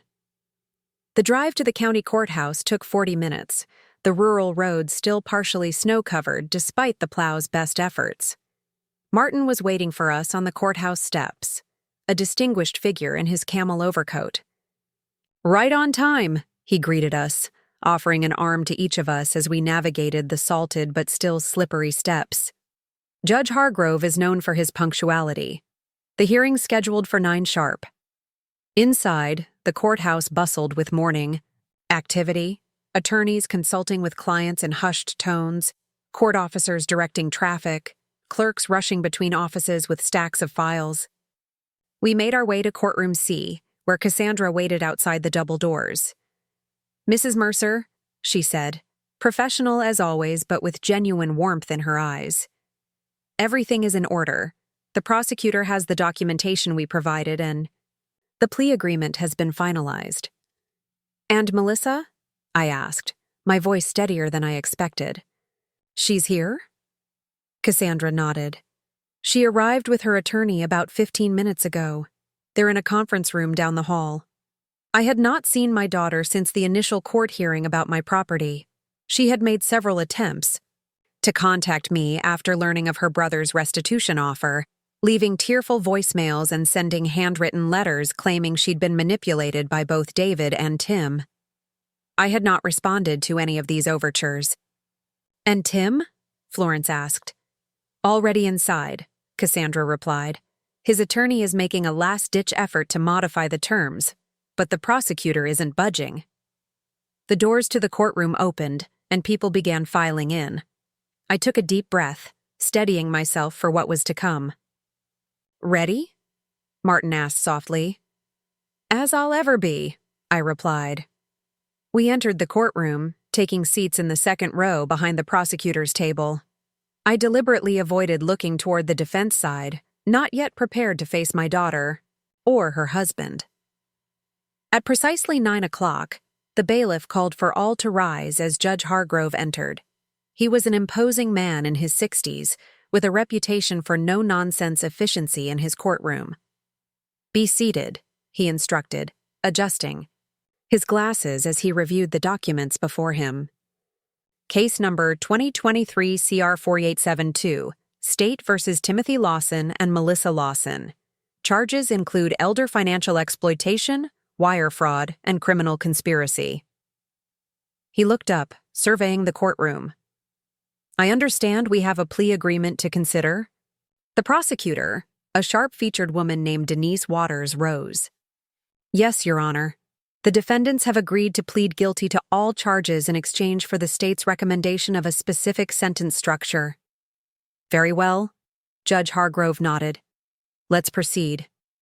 What followed was a methodical recitation of the charges and evidence against Melissa and Tim. Ms. Waters detailed how they had systematically targeted at least 7 elderly individuals over a 3-year period, convincing them to invest in non-existent business ventures and using the funds for personal expenses. "And how was this scheme uncovered?" Judge Hargrove asked. "Through information provided by Mrs. Eleanor Mercer, Your Honor," Ms. Waters replied, gesturing toward me. "Mrs. Mercer is defendant Melissa Lawson's mother. when Mrs. Mercer discovered she had been similarly victimized during her hospitalization. For heart surgery, she made the difficult but principled decision to report her findings to authorities. I felt the weight of eyes upon me, not just from the judge and attorneys, but from spectators in the gallery. Somewhere behind me, I knew, sat my daughter, watching as her mother testified against her in open court. The decision to report Melissa and Tim had not been made lightly. After Martin revealed David's information about their elder fraud scheme, I had agonized for weeks over my moral obligation. In the end, it was a conversation with Dr. Reynolds that tipped the scales. "I've seen too many elderly patients financially devastated by these kinds of scams," he had told me during a follow-up appointment. "They lose their life savings, their homes, their dignity. And the worst part is, they often feel too ashamed to report it, which means the perpetrators just move on to the next victim." His words had resonated deeply. How could I justify protecting my daughter at the expense of other vulnerable seniors who might fall prey to her schemes? What kind of nurse, what kind of human being, would I be if I placed my maternal feelings above the safety of others? So I had made the call to the district attorney's office, turning over the documents David had provided through his attorney. The investigation that followed uncovered even more victims than we had initially suspected. Judge Hargrove's voice pulled me back to the present. "Mrs. Mercer, would you approach the bench, please?" Florence squeezed my hand encouragingly as I rose, making my way forward with careful steps. Standing before the judge's bench, I felt unexpectedly calm, as if I had already moved beyond the pain of this moment to whatever lay on the other side. "Mrs. Mercer," Judge Hargrove said, his tone respectful, "the court recognizes the exceptional difficulty of your position in these proceedings. Would you like to make a statement before I consider the plea agreement?"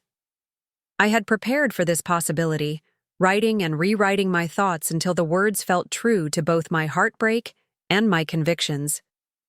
"Yes, Your Honor," I said, turning, slightly to face both the judge and the courtroom.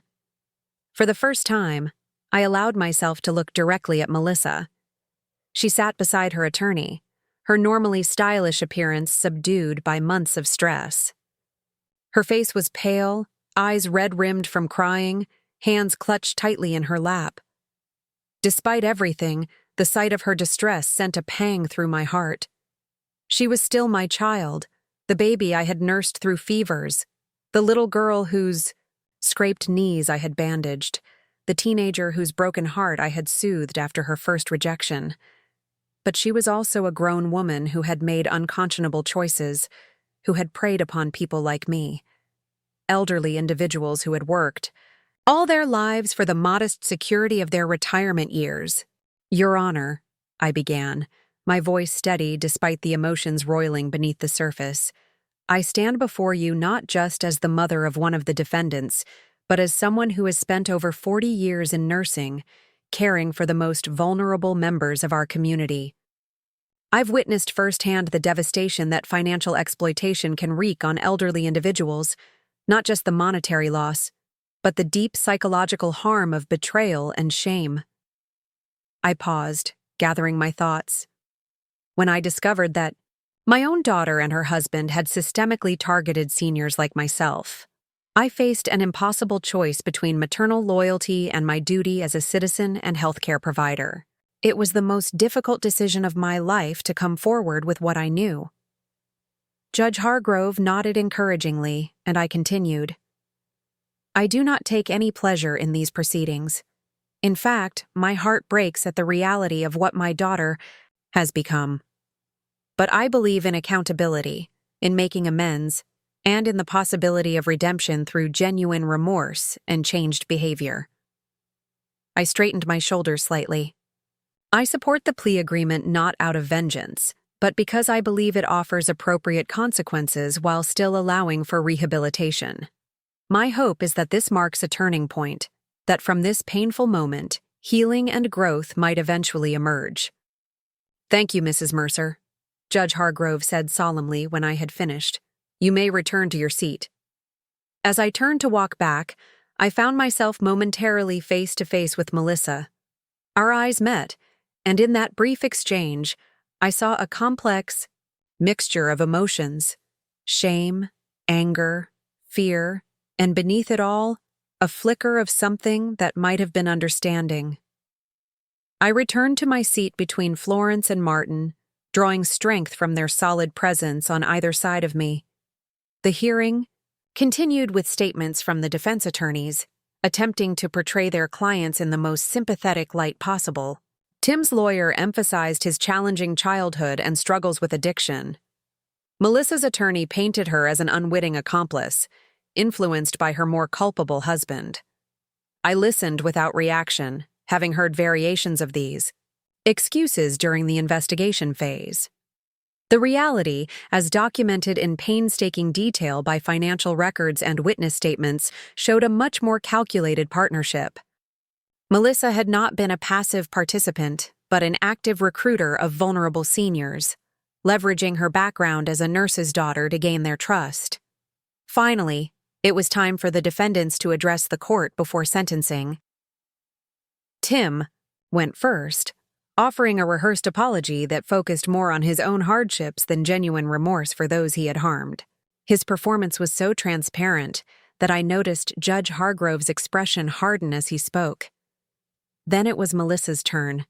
She rose unsteadily, her voice initially so soft that the judge had to ask her to speak up. "I'm sorry," she began, louder this time. "To the people we hurt, to the court, and—" She paused, turning slightly toward where I sat. "To my mother, whose trust I betrayed when she was at her most vulnerable." Her voice broke, and she took a moment to compose herself before continuing. "There's no excuse for what I did. I've spent months trying to understand how I became someone capable of such actions, and the only explanation I can offer is that I lost sight of the values I was raised with. I allowed greed and entitlement to override the integrity and compassion my mother taught me." I sat perfectly still, my expression neutral despite the emotions stirring within me. Was this genuine remorse, or just another performance for the court's benefit? After so many deceptions, it was impossible to know with certainty. "I accept full responsibility for my actions," Melissa continued, "and I accept whatever punishment the court deems appropriate. All I ask is for the opportunity someday to make amends, not just through financial restitution, but through demonstrating through my actions that I can be better than the person who committed these crimes." As she returned to her seat, I noticed her shoulders shaking with silent sobs. Tim made no move to comfort her, sitting rigidly beside her with his gaze fixed on the middle distance. Judge Hargrove reviewed the plea agreement once more before pronouncing sentence. Tim received 5 years in state prison, with eligibility for parole after serving 3. Melissa, given her lesser role and clean prior record, received 3 years, with potential for release to a supervised halfway house after 18 months. Both were ordered to make full restitution to their victims and would be prohibited from holding any financial position of trust upon release. "This court takes crimes against elderly victims extremely seriously," Judge Hargrove stated as he concluded the proceedings. "The defendants exploited the vulnerability and trust of those who deserved protection and respect. Their actions represent not just criminal behavior, but a profound moral failure." With a rap of his gavel, it was over. Court officers approached to take Melissa and Tim into custody immediately, as the terms of the plea agreement had not included any delay in beginning their sentences. As they were led away, Melissa turned one last time in my direction. Our eyes met across the courtroom, and in that moment, something passed between us. Not forgiveness exactly, nor reconciliation, but perhaps a mutual acknowledgement of the truth. Of who we were, who we had become, and the chasm that now existed between us.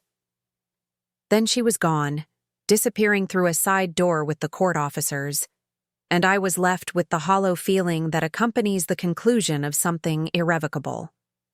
Outside the courthouse, reporters had gathered, alerted to the story of a mother testifying against her own children in an elder fraud case.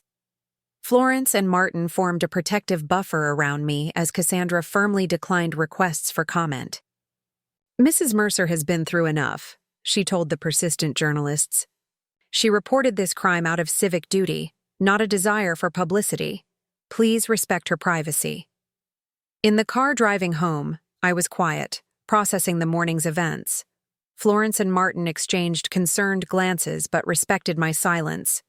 It wasn't until we were crossing the bridge over the lake, the frozen expanse stretching out endlessly before us, that I finally spoke.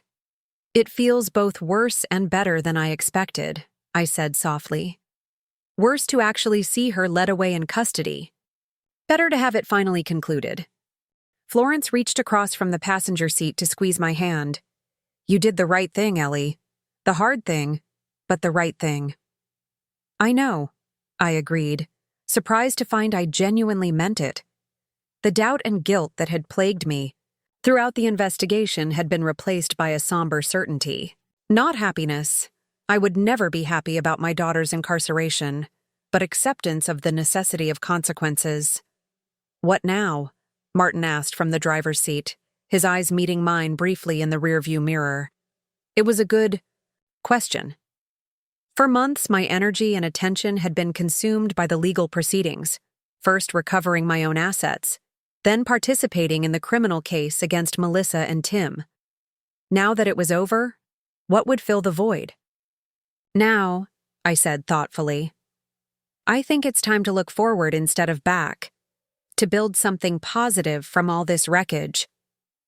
When we arrived home, there was a surprise waiting on the porch, a large envelope propped against the front door. Martin retrieved it cautiously. It's from David, he said, examining the return address.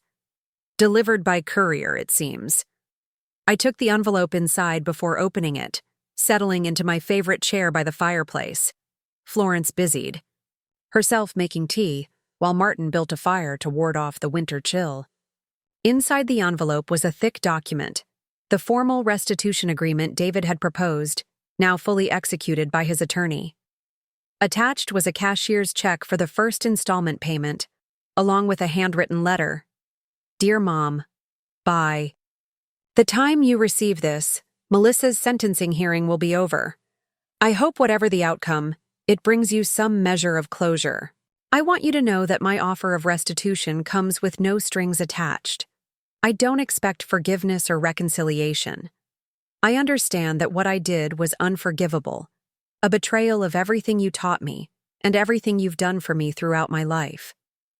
These payments aren't just about the money. They're about accountability, acknowledging the harm I caused and taking concrete steps to make it right. I'll continue making them whether you ever speak to me again or not. Eleanor has filed for divorce, as you may have heard. She was right to do so. No woman should be married to the kind of man who would steal from his own mother. I'm not contesting anything. She deserves better than what I've been. I've started therapy. Too late to save my marriage, probably too late to repair our relationship. But not too late to understand why I became someone capable of such selfishness and cruelty. Not too late to become someone better.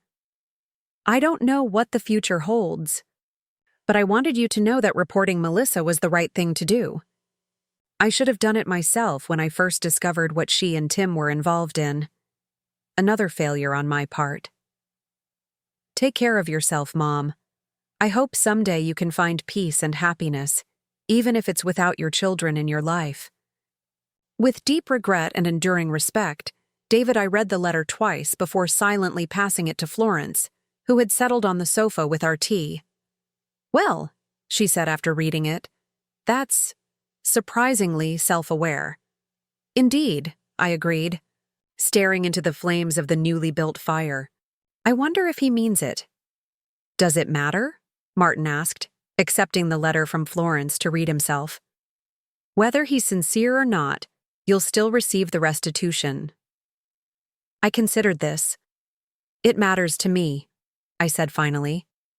Not because it changes anything about our relationship, but because I want to believe he's capable of genuine growth. of becoming someone better than the man who tried to steal my home when I was fighting for my life. Martin nodded thoughtfully. For what it's worth, this reads like sincerity to me. There's none of the manipulation or emotional leveraging I'd expect if he were just trying to get back in your good graces. Time will tell, Florence observed pragmatically.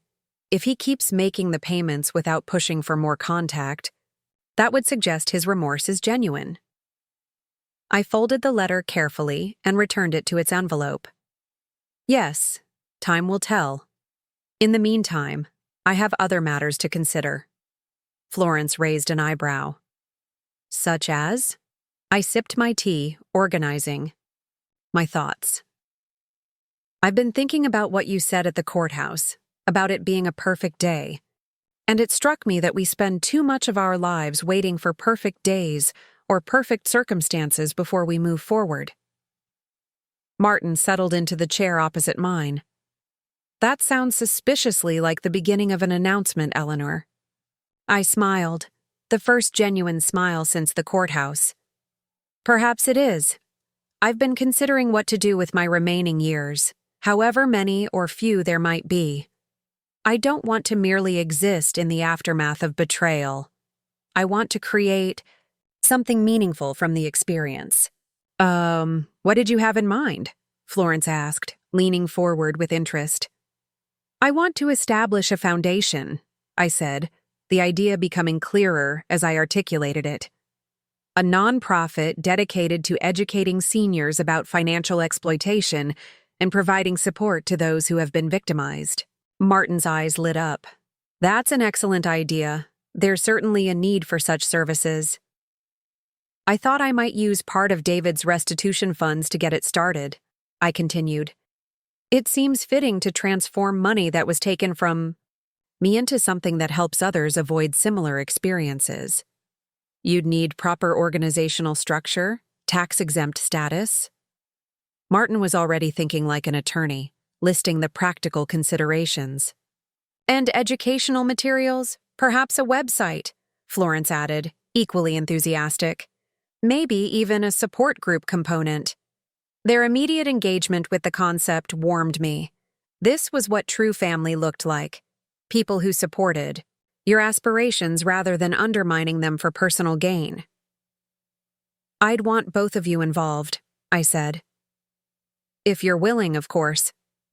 Martin, your legal expertise would be invaluable, and Florence, your healthcare background gives you unique insight into the needs of elderly patients. Try to keep us away, Florence replied with a grin. The afternoon passed in animated discussion of possibilities for the foundation.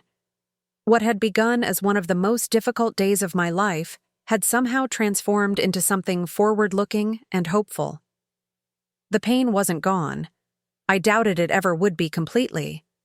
But it was now, accompanied by purpose. As evening fell, Martin reluctantly prepared to leave, citing an early court appearance the next morning. At the door, he hesitated, then turned to Florence. I was wondering if you might be free for dinner later this week, he said, a hint of uncertainty in his voice that was endearing in a man usually so confident. Perhaps Friday? Florence's cheeks colored slightly. I think I could arrange that. After he left, she busied herself clearing the tea things, studiously avoiding my amused gaze. Not a word, Eleanor, she warned, though there was no real heat in her tone. I wouldn't dream of it, I replied innocently, though I must say, spring seems to be arriving early this year, despite all the snow. She rolled her eyes at the metaphor, but couldn't quite suppress her smile. Later that night, as Florence retired to her room and I prepared for bed, I found myself drawn to the window overlooking the frozen lake. The moon had risen, casting a silvery path across the ice. In the distance, the silhouettes of bare trees stood stark against the night sky, their branches reaching upward like supplicants. I thought about cycles, of seasons, of life, of relationships, how endings inevitably give way to new beginnings, if we allow them to. How even the harshest winter eventually yields to spring's renewal. My children had betrayed me. shattered, the family I thought we were. The pain of that would never fully disappear. But from those shards, something new was emerging. Unexpected connections, renewed purpose, a different kind of family built on mutual respect and genuine care rather than mere biological obligation. David's letter lay on my nightstand. I had not decided how or whether to respond to it. That was a decision for another day. For now, it was enough to acknowledge that his words had affected me, had opened a small window of possibility that redemption might truly be possible, even from the darkest of actions. As for Melissa, her journey would be longer and harder. The structured environment of incarceration might provide the boundaries she had never established for herself. Or it might simply harden her sense of grievance and entitlement. That, too, was beyond my control. What remained within my control was my own path forward. The foundation concept excited me in a way I hadn't felt since my early nursing days. There was so much to learn, so much to develop, so many people who might benefit from the painful wisdom I had acquired. I climbed into bed, my body tired, but my mind alive with possibilities. For the first time in many months, I fell asleep not dwelling on past betrayals, but dreaming of future achievements. Spring arrived gradually, then suddenly, as it often does in northern climates. One day, the lake was still locked in ice. The next, the shoreline had begun to thaw, revealing dark water lapping at the edges. Within a week, the ice had retreated entirely, and waterfowl returned to claim their territories. I watched these changes from my porch, noting how the landscape transformed day by day.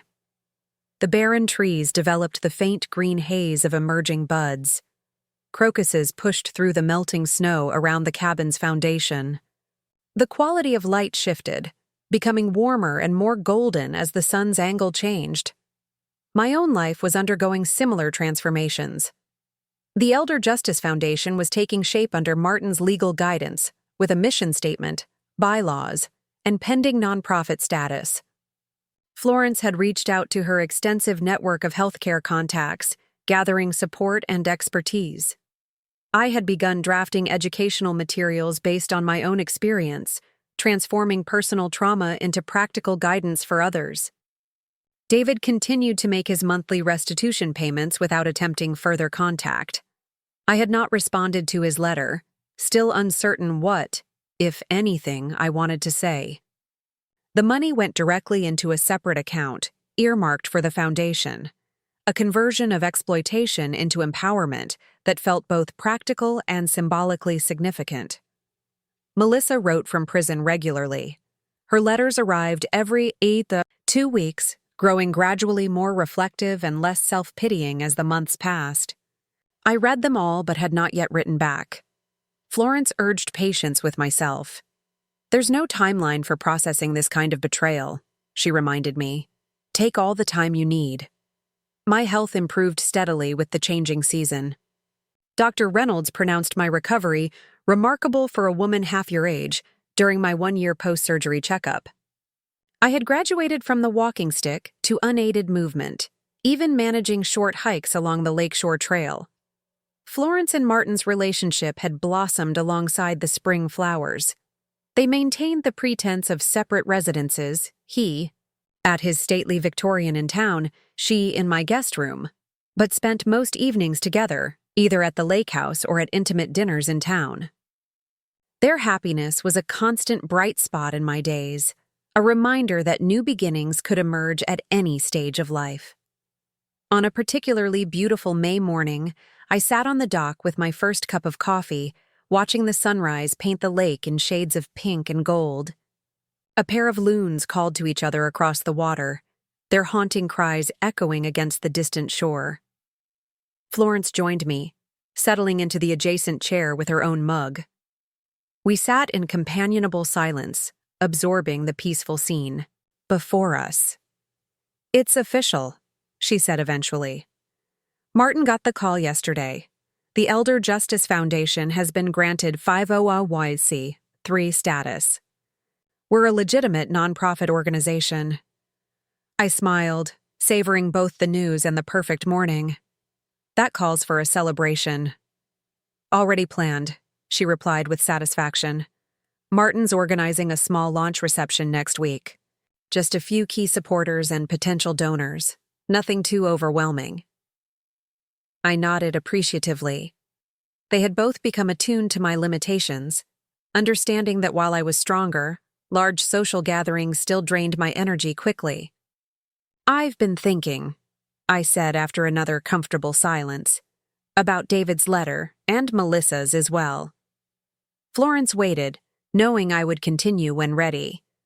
I'm not sure I'll ever be ready to welcome them back into my life in any significant way, I continued. The breach of trust was too profound, but I'm considering responding, at least acknowledging their communications. Because?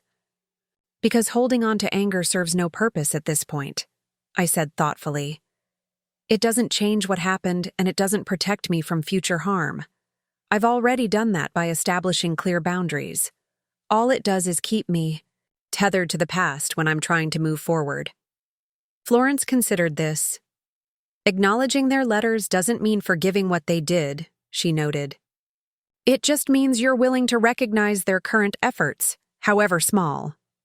Exactly, I agreed. Not forgiveness, necessarily. Just recognition. Acknowledgement that I see them trying, even if it doesn't change the fundamental relationship. I think that's wise, she said, reaching over to squeeze my hand, and entirely consistent with who you've always been, clear-eyed about reality, but never unnecessarily harsh. We lapsed back into silence, watching a blue heron glide across the lake before landing gracefully among the reeds. Its patient stillness as it waited for fish reminded me of something valuable, the importance of timing, of knowing when to act and when to simply observe. For months, I had needed to maintain absolute separation from my children, to heal and rebuild without their complicated presence in my life. Now perhaps I had reached a point where limited acknowledgement was possible without reopening old wounds. I'll write to them this weekend, I decided. Brief notes, nothing effusive, just letting them know I've received their communications. Florence nodded approvingly. Another step forward. One of many, I agreed, lifting my coffee mug in a small toast. To new beginnings, unexpected journeys, and the family we choose. I'll drink to that, she replied, clinking her mug against mine. As the sun rose fully above the tree line, bathing the lake in golden light, I felt a sense of profound contentment settle over me. Not happiness, exactly. The past year had been too difficult for such a simple emotion, but something deeper and more enduring. A hard-won peace built on truth, self-respect, and the courage to release what needed to be released while embracing what deserved to be embraced. My children had divided my assets while I was in hospital, it was true, but in doing so, they had inadvertently set me on a path to discovering what truly mattered. Not the material possessions or financial security they had coveted, but the authentic connections and meaningful purpose that now filled my days. That single phone call I had made, reporting their actions despite the personal pain involved, had been just the beginning. From that difficult moment had flowed a series of choices, each one leading me further from betrayal and closer to a life aligned with my deepest values. As I sat beside Florence on the sun-warmed dock, watching the day unfold across the shimmering water, I realized that sometimes the most important journeys begin with the hardest first steps. And while the path ahead remained uncertain in many ways, I was no longer walking it alone. Up next, you've got 2 more standout stories right on your screen. If this one hit the mark, you won't want to pass these up. Just click and check them out.